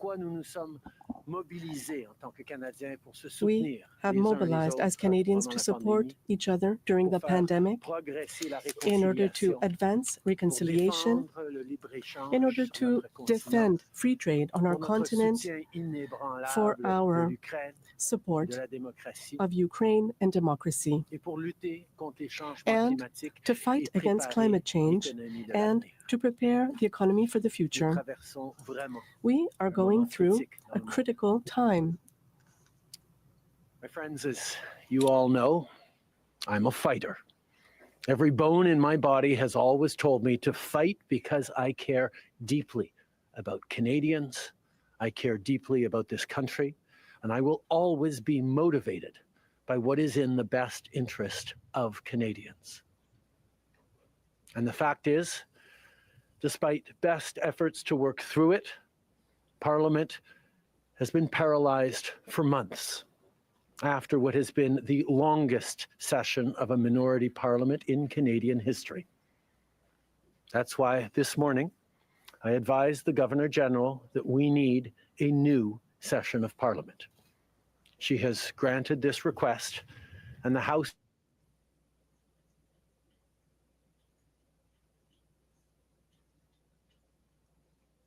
had a chance to reflect and have had long talks with my family about our future. Throughout the course of my career, any success I have personally achieved has been because of their support and with their encouragement. So last night over dinner, I told my kids about the decision that I'm sharing with you today. I intend to resign as party leader, as prime minister, after the party selects its next leader through a robust, nationwide, competitive process.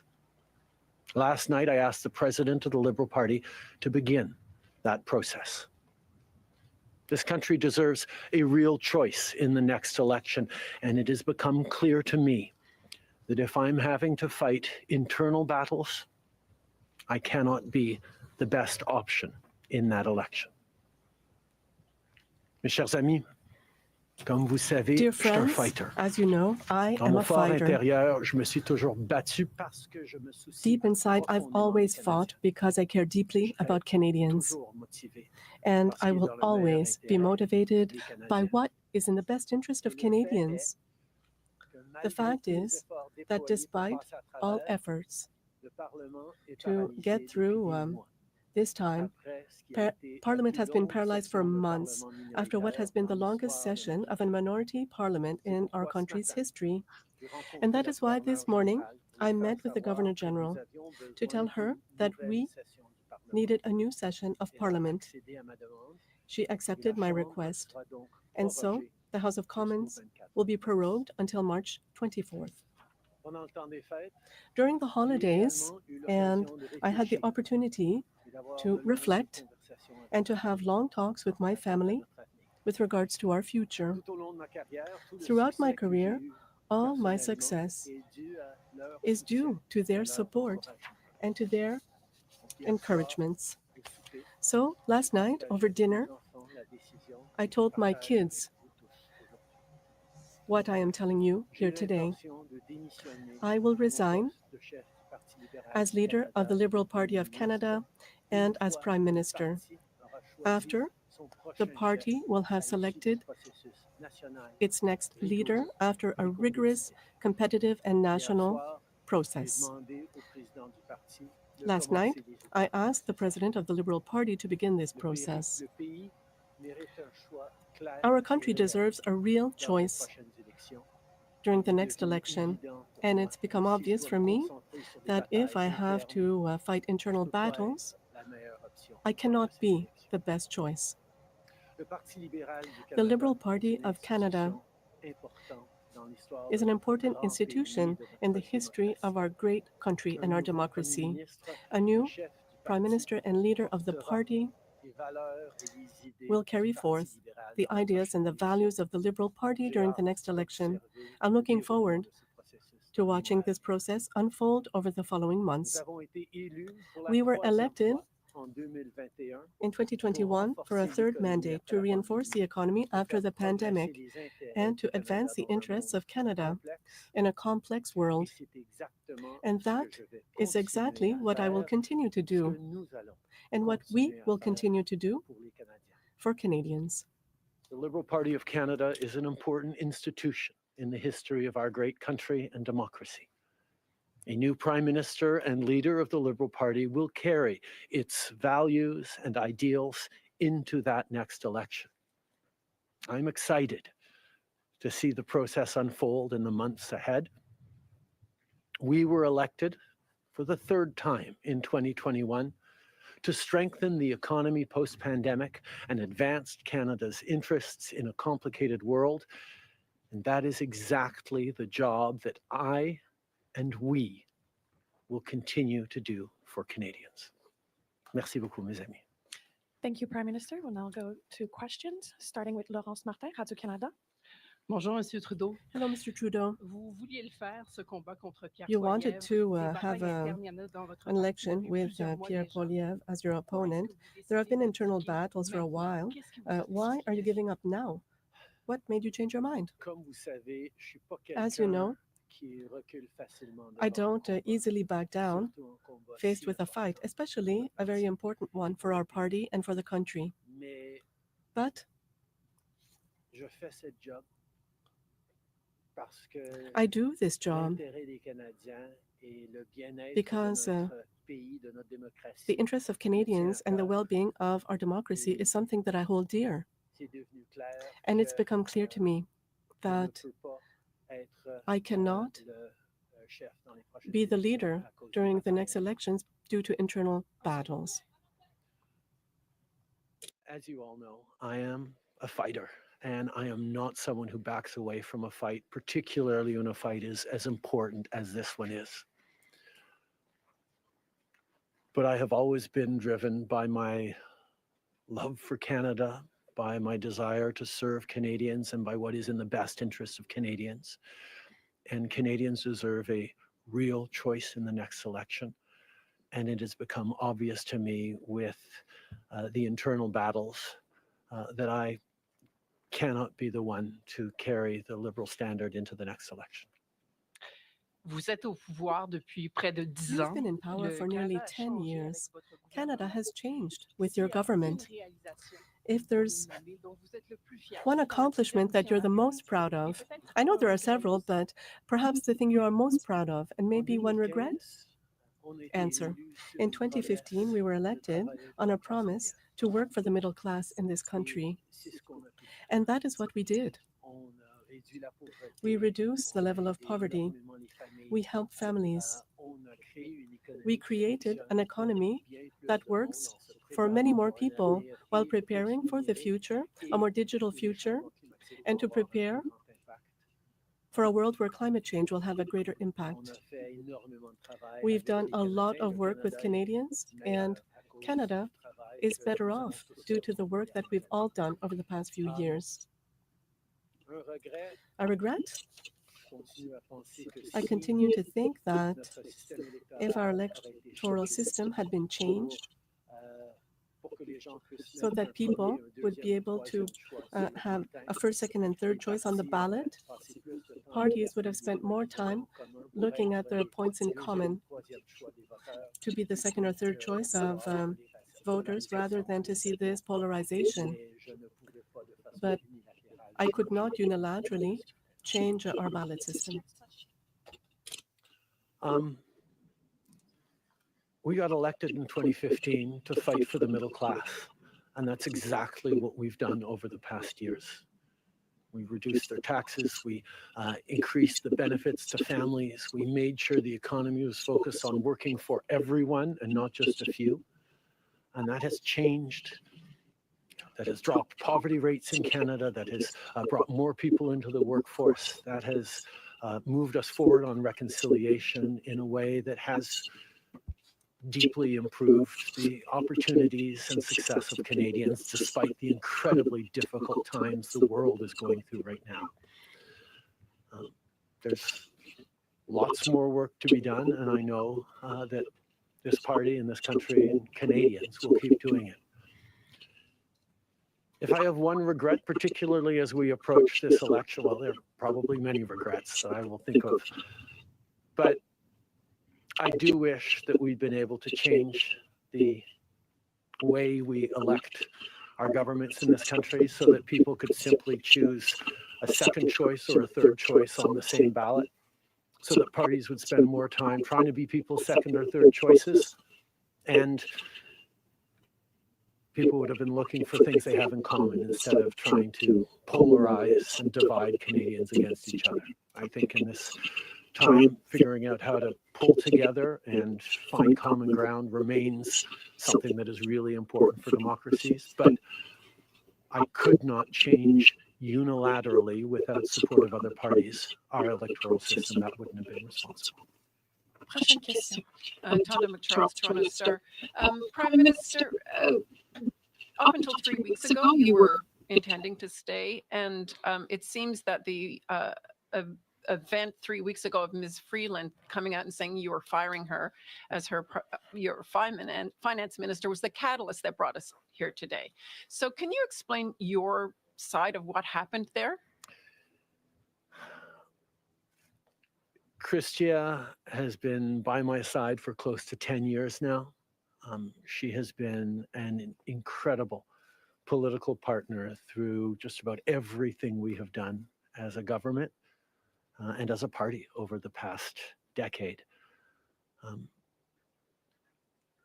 I had really hoped that she would agree to continue as my deputy prime minister and take on one of the most important files that not just this government, but this country is facing.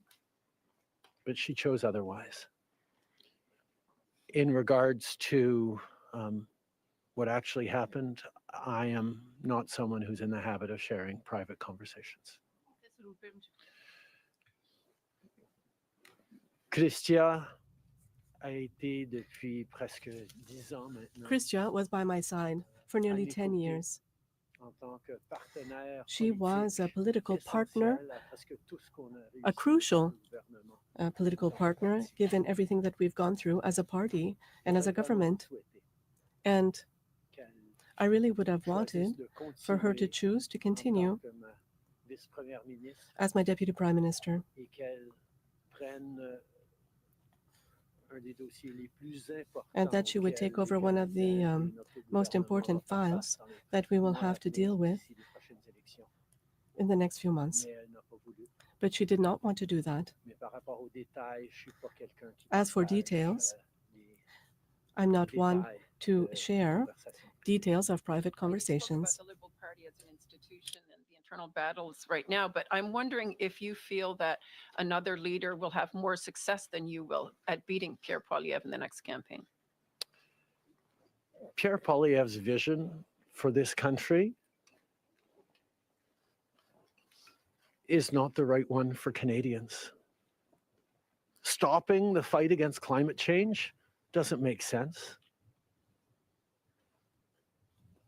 Backing off on the values and strength in diversity that Canada has always worked to pull itself together on is not the right path for the country.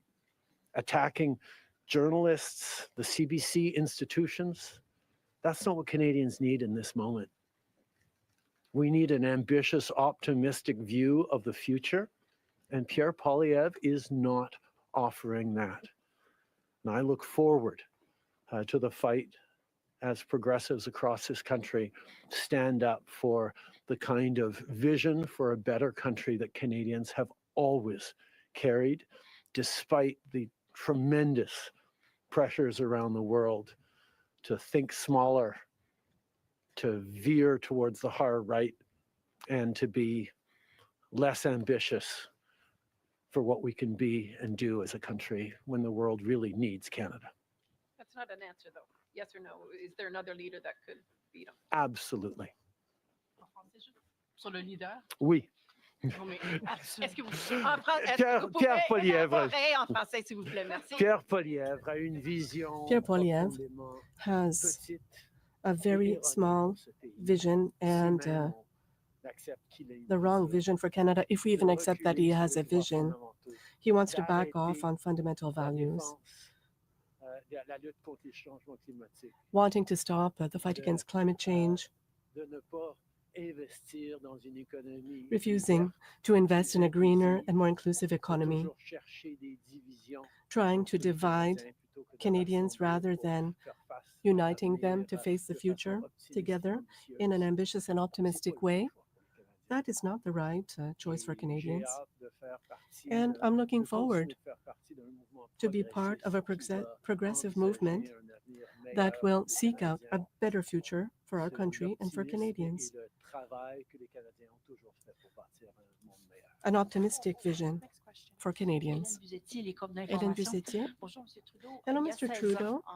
16 years ago, in December 2008, Stephen Harper prorogued Parliament to avoid a vote of non-confidence that he knew that he would lose because the three opposition parties would vote against him.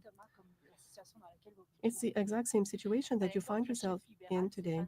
Stéphane Dion at the time had said, and I quote, that this was an affront to democracy.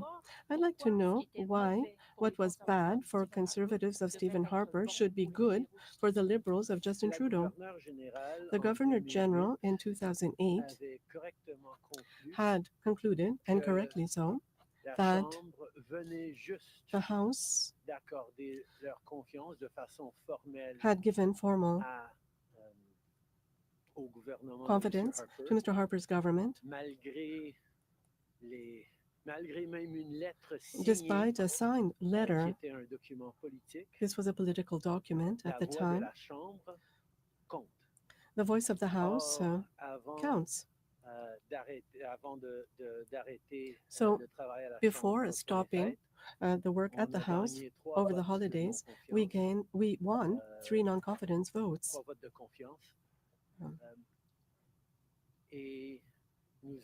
And so we're going to have to test the confidence of the House as of March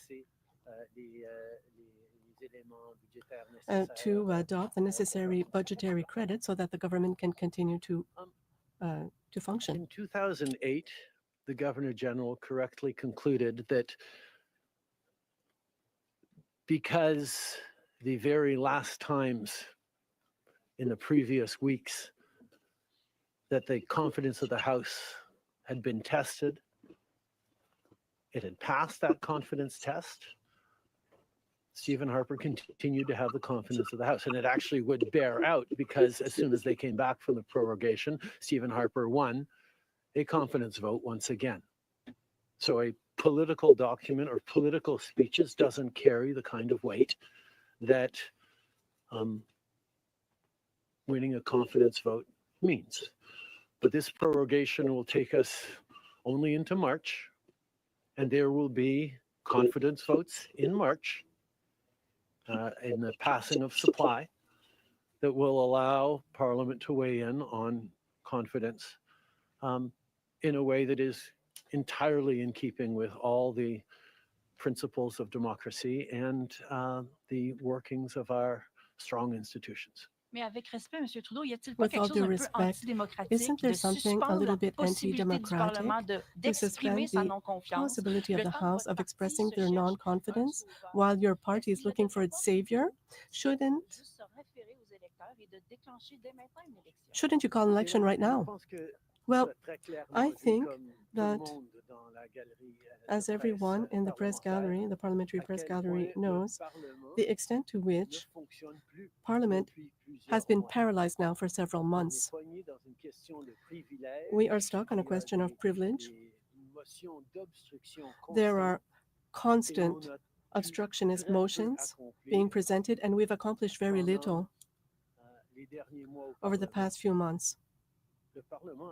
The House of Commons needs a reset.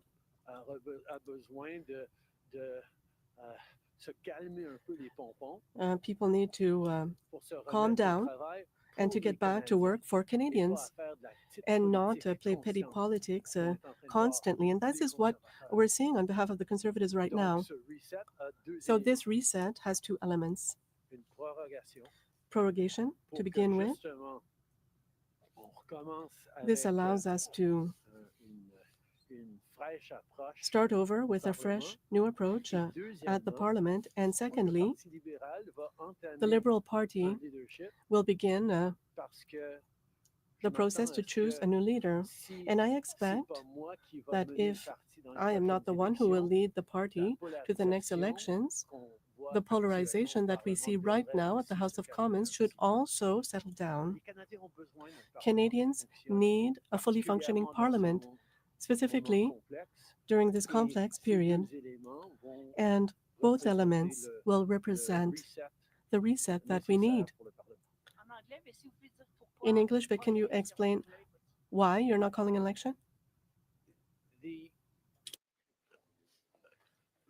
parliamentary press gallery and anyone who's been watching politics closely over the past months will know that Parliament has been entirely seized by obstruction and filibustering and a total lack of productivity over the past few months.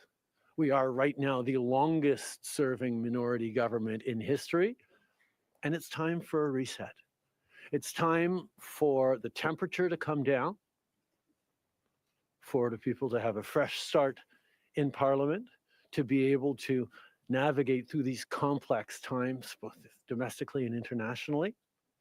And the reset that we have is actually 2 parts. One is the prorogation, but the other part is recognizing that removing me from the equation as the leader who will fight the next election for the Liberal Party should also decrease the level of polarization that we're seeing right now in the House and in Canadian politics, and allow people to actually focus on serving Canadians in this House and with their work the way Canadians deserve. On va prendre une dernière question. Good morning, Prime Minister. Stephanie Taylor with the National Post. Given, as you just said, there's going to be confidence votes in March, opposition parties have said they are prepared to bring down your government. What kind of chances do you think you are leaving to your successor, given that there will only be mere weeks for them to introduce themselves to Canadians before heading into an election, potentially? I have a tremendous amount of confidence in both Canadians and in parliamentarians' interest in serving Canadians in the right way. We're in a minority government right now, and there hasn't been an active leadership in a minority government in more than 50 years in this country. And there is always going to be the challenge of having a leadership race while a parliament would face confidence votes in the course of delivering supply to the government. So this is something that we're going to navigate through, but I truly feel that removing the contention around my own continued leadership is an opportunity to bring the temperature down, have a government that will focus on the complex issues that are coming forward in the coming months, while the party gets to have a full national process that brings in people from right across the country and makes a determination about the best person to carry the progressive liberal standard into the next election.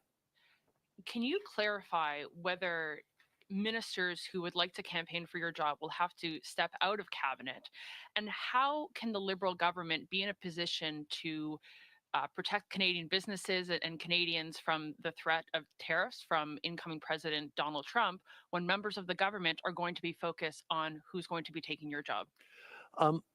The government will still, and the cabinet will still be very much focused on doing the job that Canadians elected us to do in 2021, which is fight for their interests, stand up for their well-being, and make sure that they are good and that Canadians are protected and strong. There will be a leadership process and the rules will unfold over the coming weeks. But I can assure you that the tools and the need to stand up for Canadians, to protect Canadians in their interests and continue to fight for the economy is something that everyone in this government will be singularly focused on. Je peux souligner que, évidemment, les règles et les I can say that the rules and conditions for the leadership of the Liberal Party will be discussed in the following weeks. The government that was elected to protect Canadians and their interests in a very complex world that was elected in 2021 will continue to work with a focus and a singular emphasis on working in the interest of Canadians, while the party itself does what's necessary in order to go through leadership process. Thank you. Merci tout le monde. Merci d'être ici dans une belle journée d'Ottawa. Bonne journée. And that is Justin Trudeau, the Prime Minister of Canada and leader of the Liberal Party of Canada, announcing that he will not hold that job much longer. Hello, I'm Rosemary Barton, Chief Political Correspondent. Here. Okay. Bombshell. Oh, I mean, the worst kept secret, but still, to hear it out of his mouth is still shocking to me. And he had to take a deep breath before saying, I am resigning. All right. A lot of men, WhatsApp has gone insane. People are like, about time. Finally, now we can move on. Bye, Felicia.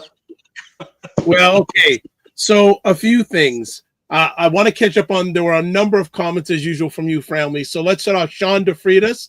Hey, Sean, he goes, so happy to see the back of this tool. God. Wow. He goes, worst thing to happen to Canada. He goes, biggest liar and fraud ever. He says, man. hearing his voice makes me physically ill. Fitness IQ Cam goes, Jesus, the fact that he said it back in French, word by word, ideally, well, he bilingual country. Samantha goes, climate change, abortion laws, privatizing healthcare. This is all stuff Pierre has brought up. She also says, my generation, and she's 18 years old, is divided half and half. Most of us don't like Trudeau, but we do not like the rights being taken away. Yes, the economy is a big factory, but human rights mean more to us. Boy Wanda says, so how does this affect the Black community? In fact, we need to do a conversation about that.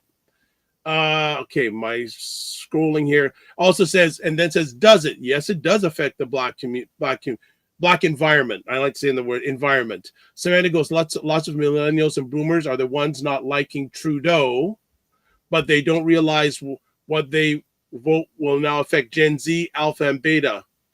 Wanda says there's no vice prem. There's no vice prime minister. No, we don't. Same different system. We're a British system, not an American system. Dalton goes, prorogation halts all parliamentary committees, which could temporarily shield the government from ongoing investigations or criticism. Prorogation could provide the Liberal Party time to organize a leadership race without immediate parliamentary pressures. Wanda says, that conversation y'all were having about the U.S., the leaders don't have proper successors and don't align them for instances like these. Michelle Buckland, wow, first time we've seen you on here. My major concern is this will leave marginalized communities if conservatives win. You never know what conservatives intend to do. They are always vague and only complain about other parties. Well, that's what most parties do. They complain about each other. Ryan said, why would he call an election? Yeah, why would he? What? I didn't get that. Yeah, people are saying like, and one person yelled as he was walking back into the house, oh, why didn't you resign sooner? Listen, this is not normal. Like, I don't know what people are understanding. This is not the way that leaders typically come down from power. So it wasn't like, I'm sure this took a lot. I mean, look, the MPs were calling a meeting today. They've been writing letters. Chrystia Freeland had to resign to show that she's serious. Cabinet people are leaving. So much pressure had to be put on this guy. So he couldn't call an election now because that would be the most disastrous thing for the Liberal Party, because the leader does not have the full backing of all of his party, and there's no successor. So he had to give time for a new leader to be chosen, and then this next 3 months while Parliament is prorogued, they have to understand that when it does come back in session, there is a high probability there will be an election. So everything they're doing now is really them campaigning that they can win the next election. It's not just that they're going to be the leader of the Liberal Party. They're campaigning to say that they can beat or at least bring back the Liberal Party to some respectable, not popularity, the polling that they keep doing, like increase their likability in the polls. Like that is what they're campaigning for this next 3 months. And then when the election does happen, if they lose badly, then there might be another leader to be selected. Remember, we went through this with the Conservatives because they attempted maybe 3 or 4 leaders to get one in place to finally take on Trudeau and win the next election. So they still haven't even done that. So now it's to say it might flip where the Liberals are going to be going through different leaders to see who can actually get them back into the position of power. Boy Wanda says, they all snakes, fam. Which poison you choose is up to you.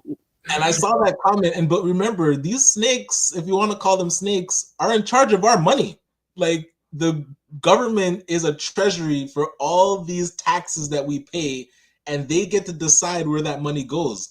So we definitely have to pay attention, because if we're going to just let snakes, as you call them, run wild, like what kind of, like that to me is worse than paying attention and at least trying to keep them accountable.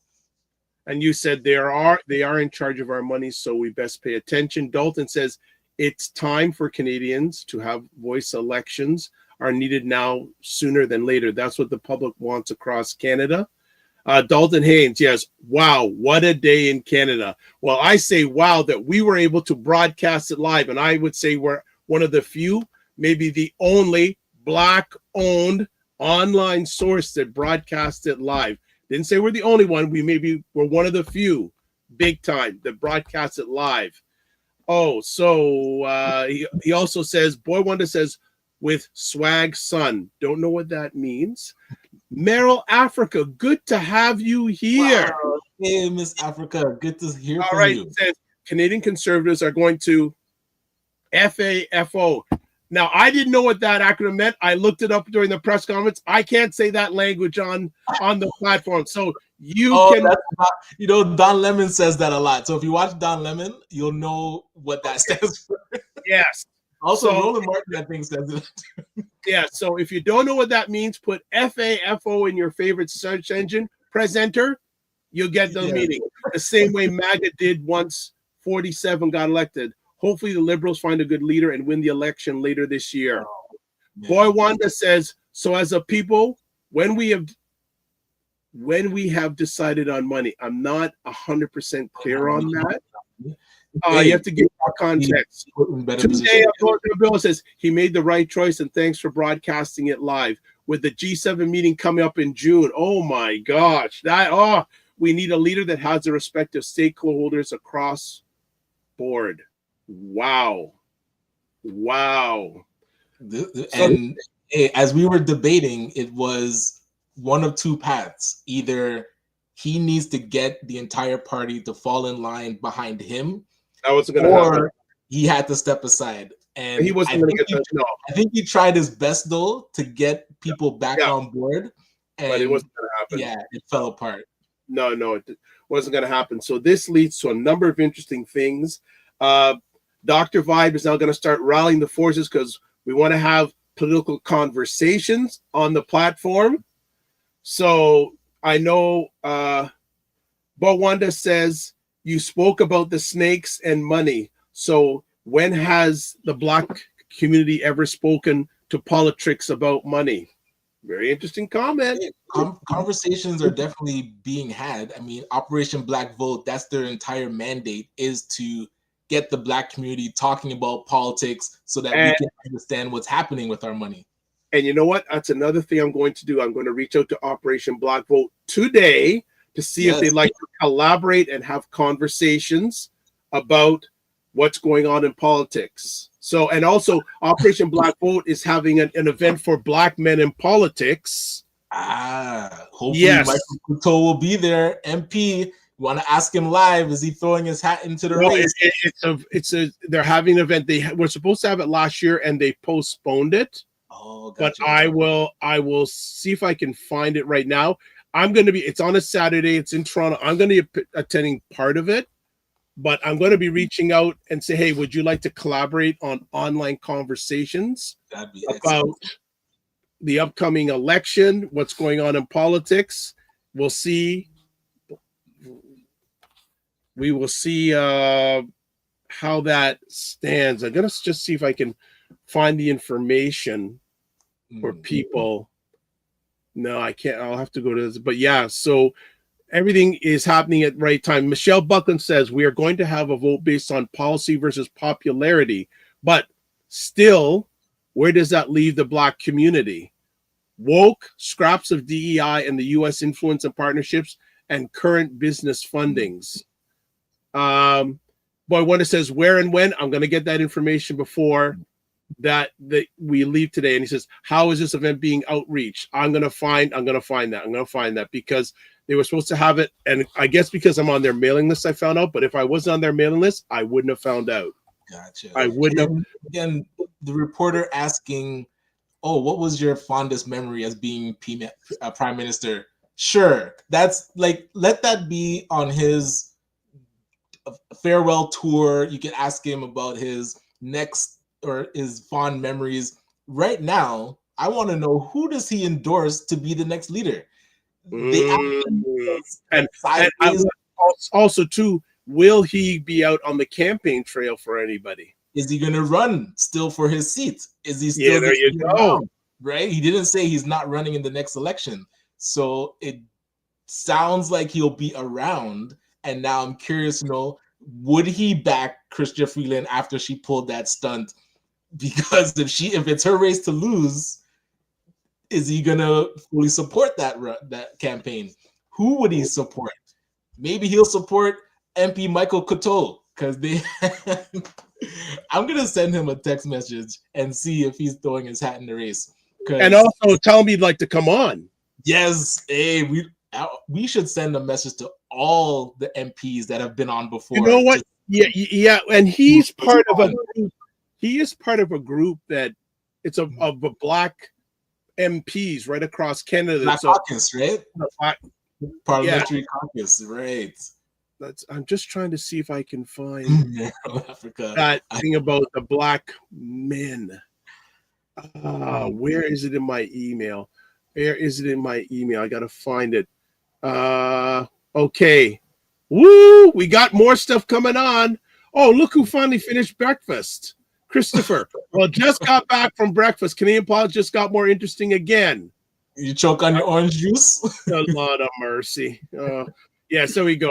We just got back from breakfast. Canadian politics just got more interesting again. Michelle Buckland goes, okay, and connect forgot other marginalized communities, people with disabilities and Indigenous. So she's a part of that community. Ryan, Meryl says, Ryan, when are you running for office? Hey, apparently I just found out anybody can run for the leader of the Liberal Party. So I might just throw my hat in. I am 100% joking. Give me 10 years. I got some work to do before. Boy Wonder says he doesn't have a choice but to support. He says if the Trudeau does not have a choice but to support. He doesn't have to. Hey, this is where language becomes very important, because I bet you he will not fully endorse her, but he won't say anything negative about her. But if he doesn't want to show that he's just fully on board with her campaigning, because if he is, he would, like you're saying, I support whoever it is and I fully endorse them, but I bet you he won't say anything until after they're selected. He's gonna play that, oh, I can't pick sides, this is a family, so I'm not gonna endorse. Okay, I've got some I'm starting to get some information. There's a Black Men's Political Summit that Operation Black Vote is happening. It's on Saturday, January 25th. I'm going to see if I can bring it up in Eventbrite. It's being held downtown, 40 King Street West, Suite 5800, from 11 a.m. to 6 p.m. So this is going to be a hot ticket. Get your tickets now. I've got mine. I got mine already. It's gonna be a hot ticket. We got to be there. And I hope Boy Wonder is going to be there so we can talk about engaging in politics. I don't think it's a closed session, right? It's open, public. It's all for men. It's just black men, because they've had things like this for black women before. Gotcha. Okay, let me just see if I can provide a link on Eventbrite. Why is it so hard to find? Now here's the thing that disappoints me. I'm disappointed. You go on their website, there's nothing about it. Yeah, and they need some interns to keep their website updated. Yeah, they have nothing. Info center. Let me see upcoming elections this month, that. Yeah, it's a few weeks. That should be front and center on their website for sure. You can't find it on their website. It's not on. So what I'm going to do? Ooh, you think Greg Fergus would put his name in the hat? Current Speaker of the House. That'd be an interesting person to run. Who else? Marcy Ian's a bit early. Ariel early as well. Okay, hold on. So I'm multi-purposing now. I love my producer. So just give me a second. Okay, she got okay. Okay, we got this. All right, let's see if I can find it again. I do have an invite to this event, but I just want to find where the original. let me just see. Oh, let me go back. Okay, hold on. I think I may have found something here. Let's see if I can go. Okay. All right. I think we have view event details. All right. See if we can make this happen. All right. No. So you Okay. But isn't it if you just Google on Eventbrite? No, wouldn't it come up? I've tried to do that, and it's Yeah. not user friendly. So let me try something else here. But family, so while the press conference was going on, I was multi-purposing. I did send a text message to Ms. Chapman. Yeah, the link doesn't work. Unbelievable. But, No, it's believable. I'm gonna try again on something else here. Let's see. Let me just see. Okay. No, it does work. Okay. The link does work. The link does work. All right. Good. So what we're going to do, I'm going to see if I can put it up on a shared screen, but Operation Block, they're getting free plug. They're getting free plug, and I'm not even, and they're Hey, there's time before the event that they can get on the show so that we can let people know about what's happening. So is it on their website? No, I didn't find on their website, but I'm going to share screen right now on the event. Okay, share screen. And put the link. I will put the link so I can get in the chat. Ticket. Yeah. So there you go. Operation Black, and this was announced before the events of today.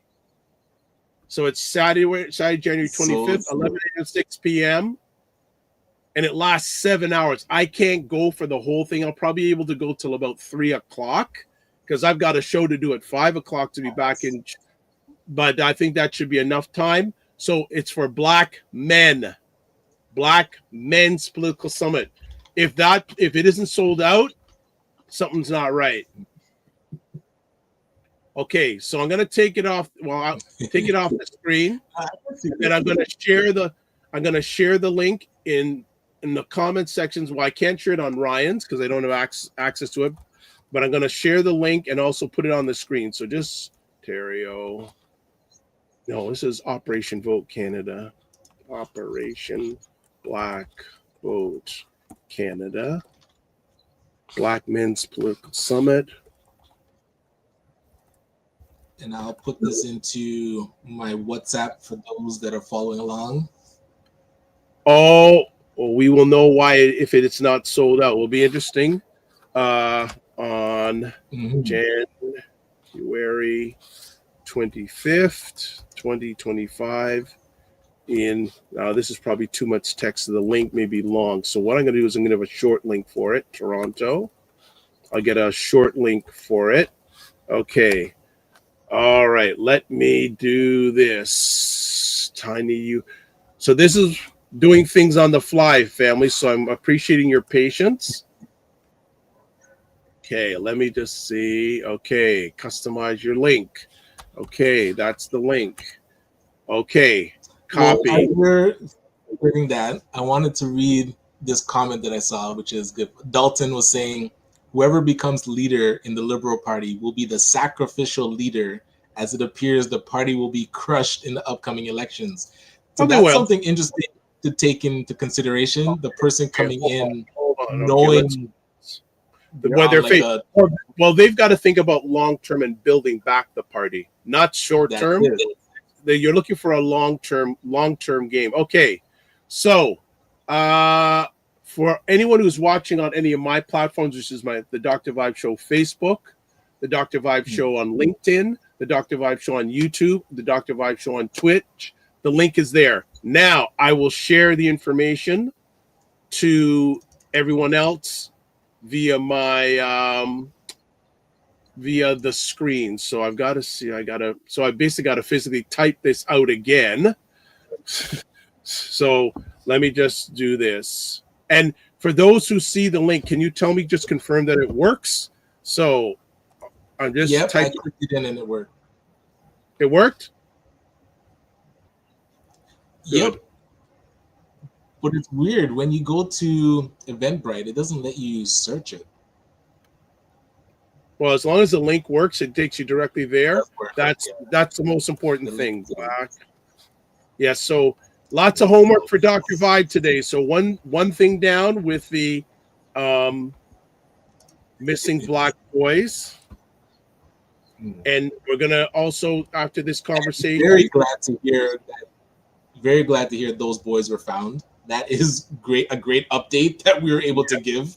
So, which we didn't hear. We only heard about the on January. Thank goodness I've done 5,000 of these things so I can multi-purpose Toronto. Okay, so we're gonna put this banner on the screen. There we go. That is the link for Black men. Emphasize Black men to attend. So now back to more comments. So a little bit about it. Hold on. So this summit aims to highlight the importance of Black male voices in shaping political discourse and policy outcomes. We will bring together Black men with diverse backgrounds and experiences to discuss critical issues, build solidarity, and develop actionable strategies for political engagement and empowerment. So it'll include panels, workshops, and keynote speakers, and apparently lunch will be provided. So that's great because it is a free ticket. So it looks like they will still feed you. So that's good to hear. So let's catch up on comments. So you see, I do have experience of doing this stuff, family. So Boy Wonder says, who's invited? You found out now. You got the link too. Send it, Doc. Doc has sent it. He says, whoever comes to the, well, you've mentioned that comment. That's done. Frequency says, so what I hear you saying, Ryan, is that the Trudeau might be deferring his political presence and the loyalty for the Liberal Party. That's what I had said. Not the Liberal. I'm saying for a specific person. He won't. I don't think he's going to lean into a specific person and endorse. Okay. Fitness IQ Cam says, well, we'll know it why if it is not sold out. It better be. Boy Wonder, Dr. Vibe, I will connect you with you on having a similar conversation with the city of Toronto and confronting, yes, black racism off on the topic of missing. Thank you. Do you have my Boy Wonder? I appreciate. I hope you look. Can you reach out to me via email? I'd like to have an offline conversation today, not one day, today. That's another thing for 2025 people. Stop making one day, make it today. All right, DJ Elegance, what is up? I see you're posting the WhatsApp. Actually, I'd like to have you on one day, DJ Elegance, either on this platform or on the Black Men Can Talk platform. Nice, yes. Trudeau is simply creating distance so that the Liberal Party doesn't have to lose more seats in the House. I agree with that. He has set, now this part is a matter of opinion. He has set the party back 15 years in Canada also with his terrible money management and policies. Well, I'd like to get your take on that. That's an interesting, like everyone has an opinion. So this is a safe, brave place that you can do it. Yeah, there we go. So we got some more comments here. Okay. Well, Wanda says the link works. Fantastic. No, just copy and paste. I'd like to copy and paste, but the link is so long that I said, this is something that you taught me, Fitness IQ Cam. Let me get some water. Oh, that's excellent. Mini on Cam says, so what about women being invited? So okay, hold on. Did do a women's done version. Stuff for women. They have done stuff for women. I'm sure they're before. going to do another one. Yeah. Okay, but she says no, just copy. Well, the link, you want to make things as easy as possible for your viewers. Shorter links, easier. Instead of them having to copy a big long link and maybe missing it, shorter links. Just my thought. Okay. Dalton says, yes, the link works. Well, the news is breaking now. We helped break it. We were on. Yes. We were on in real time. Also, Fitness IQ, what about someone who identifies as a man? Ooh. I'm sure let them handle that. All right. She goes, I'm stirring the pot. You always like to do that. And what about women being invited? They've held events for women. And I'm sure they will held more. So however, Dr. Vibe, go back to the messages before the breaking news. I don't have time at the moment. Thank you very much. I'll go later. Go Boy Wonder. I'm Osborne's brother. Oh, you're Paul. Okay, nice. Let's please. Can we do that today? Would like to reach out and get definitely as many people involved from our environment on this, because the election is basically started now. True. It is started now, right? It started out. Boy Wonder says, "I got you." Good. Frequency of everyone says, "Thanks for the news coverage here, Dr. Vibe. Thank you for all being here and supporting." When I ask about what women's invited, you were both talking at the same time. I didn't hear the answer. Well, I hope we gave it, that they've had events for women, and I'm sure they will have them for women also. But now this is an opportunity for Black men to step up. True. At least in the Greater Toronto area, to step up and show out. We have a change in leadership. We're going to have a change in the country.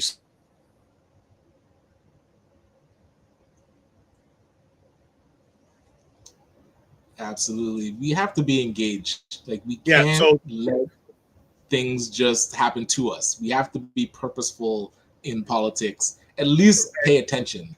She goes, "I heard it now, plus good. My MP just emailed out. She is hosting a news event. I will attend that." There you go.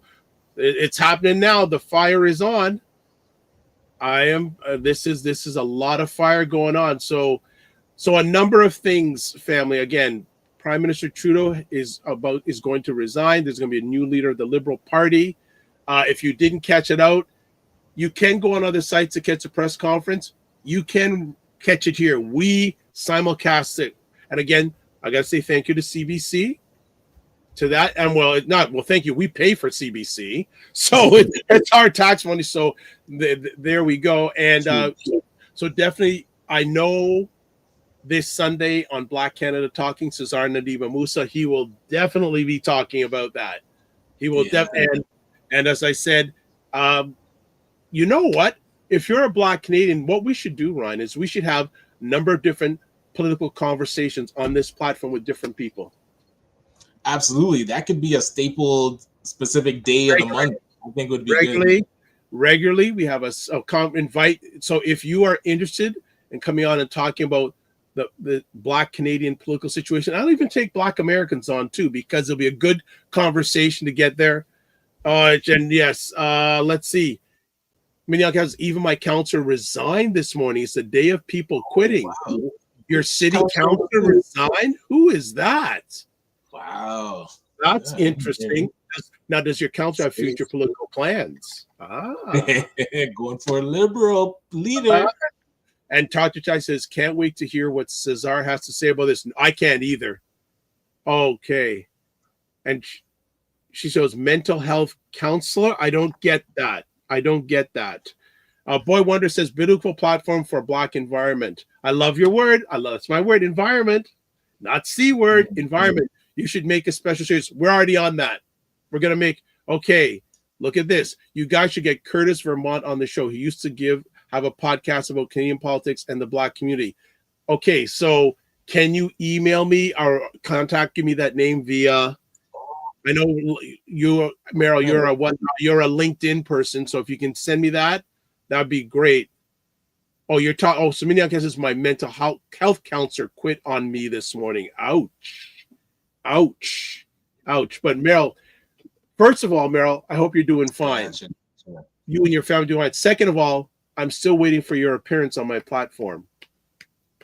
Let's not make one day. Let's talk about it 2 day. Right? That's so we'll do. Appreciate, because I want to. I'm starting from now. The gates are open. Oh, Ashton Jane, what? No, long time no see. Glad to hear you guys are convening. Hey, Anton. It's going to be a very interesting time for the Black community. Cheers, Anton. Anton, would you like to come on and give family? Most of our people, we love our politics or politricks. This is your time. This is your platform. Let's run with it. Let's run with it, 100%. People. Awesome. Most of you should know how to get a hold of me.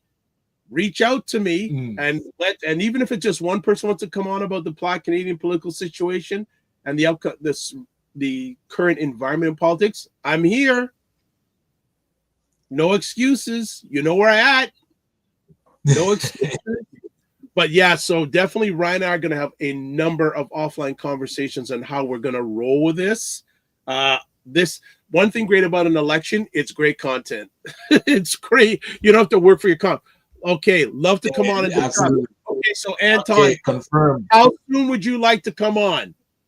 Like I can give you a date right now. Let's connect. Yes, See, now here we go. Let's connect soon. What does soon mean? When? Like soon could be next year. No, I want time. I want time. Like don't let Dr. Vibe come chasing you after you. All right, you say let me know. Okay, I'm gonna throw out a date for you right now, Anton. See, we're doing this live. I'm gonna throw you out a date right now. Anton says, okay, could do it this week. This week ain't gonna work because we've got, unless Dr. Tachi wants to push back. No, I do want to get Dr. Tachi. Okay, so and next Monday we have Carolyn. So I'll tell you the date. I'm gonna say a date right now and see if it works for you. But next Friday we should be all right. The week from this Friday would be available. So that would be what day? Yeah. A week this Friday, but I'm thinking also having conversations throughout the week, not just specifically on if we can get Monday and Friday as our priority, let's get those filled. Anything on top of that would be fantastic. So I'm asking, so Anton James, are you available on Friday, January 17th at 9 a.m.? Nice. Okay.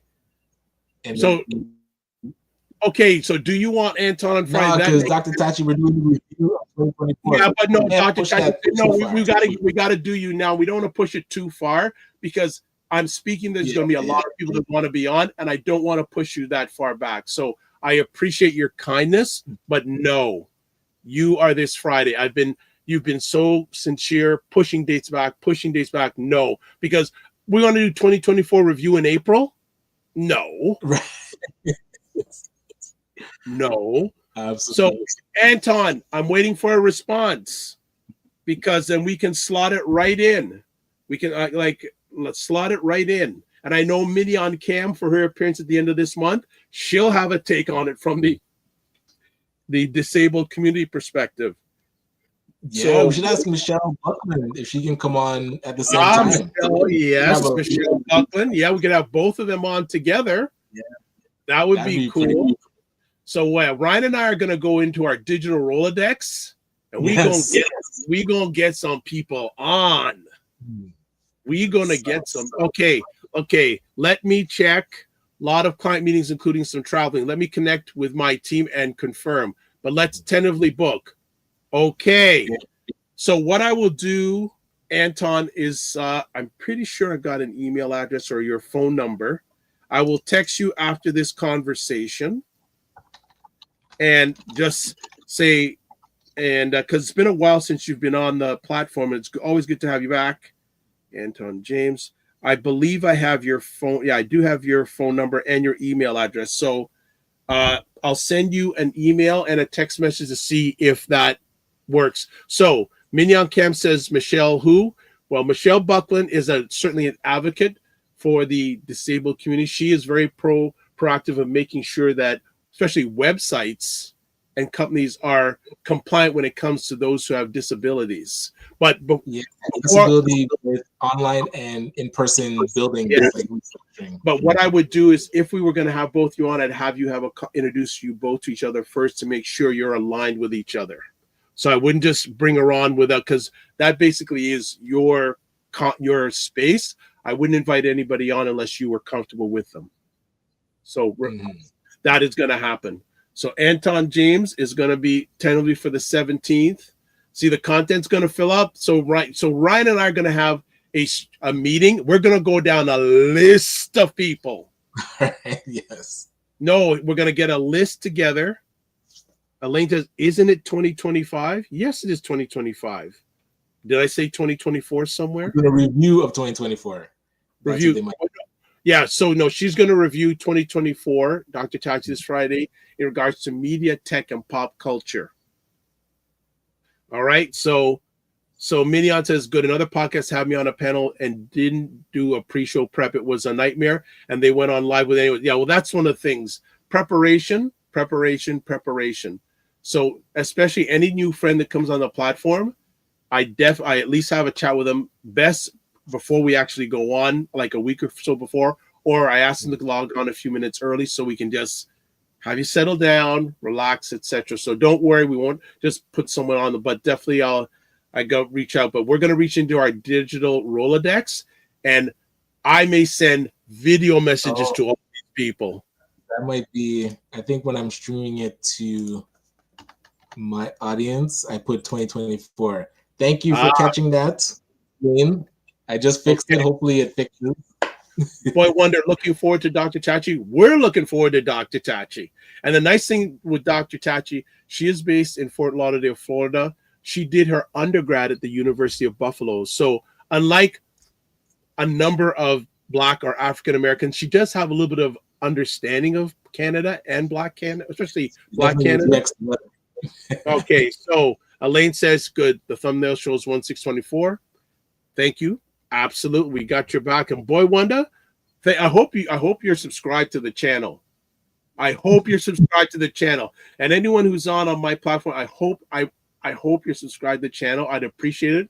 You know, let me just see if we've gone over 1630. I just want to see if we're gone over 1630 subscribers. Just curious on what's going on today, because you want to go for 1640. 1640. Is it 30 or 40? We're 1640. Okay, We are that is the target. We are one not away. Be the one. We are one away from 1640 subscribers. So be the one. That is so. Just out of curiosity, folks, this has been the longest morning vibe we've ever done. Record breaking. Started 2025 strong. Wow. See, and this all happened because Ryan's here. If it was I by myself, no one would come on. No one could come on. Yeah. So Fitness IQ Camp says, LOL, don't bully the people, damn doctor. I'm not bullying, I'm just suggesting. Right.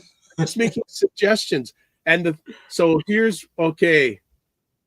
And she goes, I know we meet at 1 p.m. Yes, I have a conversation with Minnie in 53 minutes, but I gotta hop on too. So we're gonna wrap it up. Yes. Okay, so look, family, first of all, if you want to watch the replay of this, sure. But what I will do is I will put a timestamp on when we started our conversation about the election. So if you want to go straight to that, I will also be making a number of shorts from this because there's so much content from this, especially about the election. We'll have so much content and Fitness. And look how we chat about us, Minnie on Cam. Well, you two like to be my bosses. So, especially you, Fitness Cam, you like to rule things, but amazing conversation. Again, it's always funny when we don't have a specific topic or a guest on or friend where the conversation goes. I'm telling you. She goes, I was doing my routine and saw him live. Okay. Well, us live, not just me. So a few things. If you haven't subscribed, subscribe. But election talk. Next few months is going to be cray. Right? So a leadership race and then a potential election happening. All right. So please subscribe to the Dr. Vibe Show and hit the notification button. I'd love on Friday to hit 1,640 subscribers. That would be massive. All right. Yes. Second of all, go ahead. Sorry. So to advertise your business, product, or service on any of the platforms I'm on, email me dr.vibe at the drvibeshow.com. Again, join the Morning Vibe Discord group. I'm going to put the replay of this one up there. Okay. Then coming up on this Friday show, Dr. Tachi will be talking about 2024, the year in media, tech, and pop culture. Because if she doesn't do it this Friday, I don't think she's going to be able to do it to 2025. Next up, if you want to get a hold of Ryan Knight, his website, RyanOneilKnight.com, LinkedIn, Ryan Oneil Knight, Instagram at ryan.knight99. Email work with me, at ryan_oneilknight.com. And that's Knight with a K-N, not an N.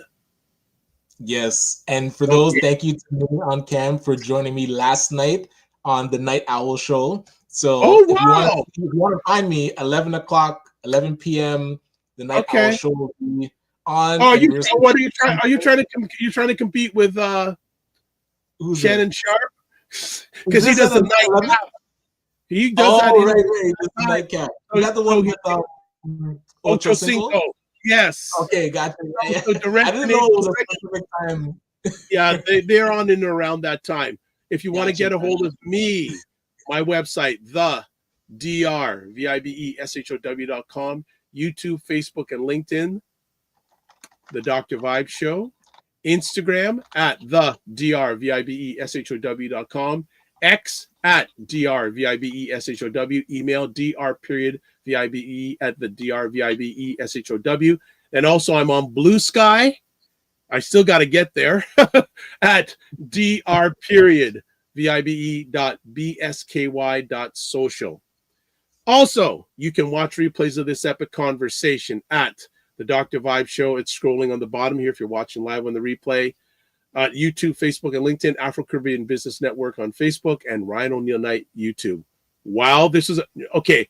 We got to finish, but we got still got a whole pile of things. We got final comments. Okay, so we're gonna start. Okay, Minnie on cam says you've built an engaging audience. Thank you. Listen, the audience runs the show. This took us. They run things. Yes. Okay. It says, and Ryan had a late night stream. I was there too. So you caught that part. You caught that too. Dalton Haynes, man, you guys are doing great at this. This is a day to remember in Canada. 100%. Absolutely. Okay. Covered by Black media. So Fitness IQ goes, what late night? She goes, Fitness IQ goes, what late night stream did you have? So tell people again, what's the name of the late night stream?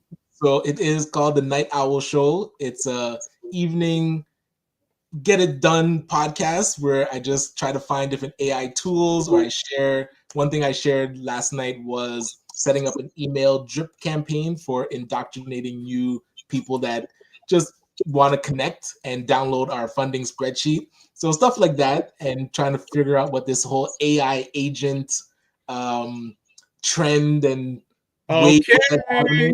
So yeah. So here we go. I'm gonna actually. No, that's a different thing. But you know what? Interesting enough, when I searched it, you rank first. If you put as a Night Owl Show. Hey, good stuff. So I'm going to just show people I just going to show on the screen his second episode. That's here. Oh no, that one I think it crashed. Oh, okay. The second episode was not good. Well, you can show it, but yeah. No, I'm gonna show it. But the Night Owl Show. So it's KN. So search in YouTube KNIGHT space OLW, and then show and subscribe. Please All do. Right.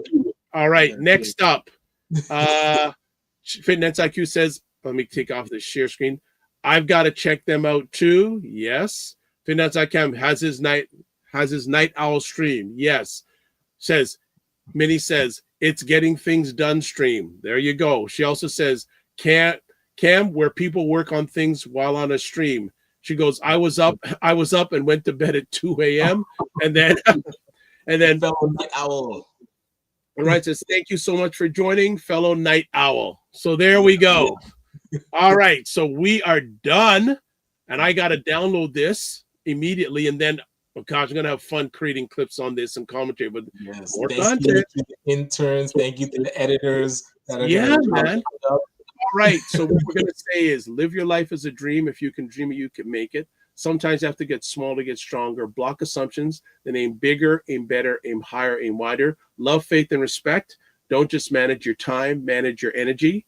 And remember to give yourself. And if you're not making money, make history. Ryan's got stuff to do. I got people to reach out, and we're going to have a meeting. I'm going to speak with Ryan right after this. When do we meet to get our Rolodex out to get people on? And if you have suggestions, tell us. to get people on. So God bless. Peace to all. Keep the faith. And thank you for being with us live on a historic, or even on replay. Yes. Canada. Black Canadians, we're part of the history too. God bless. Peace to all. Keep the faith. Walk good.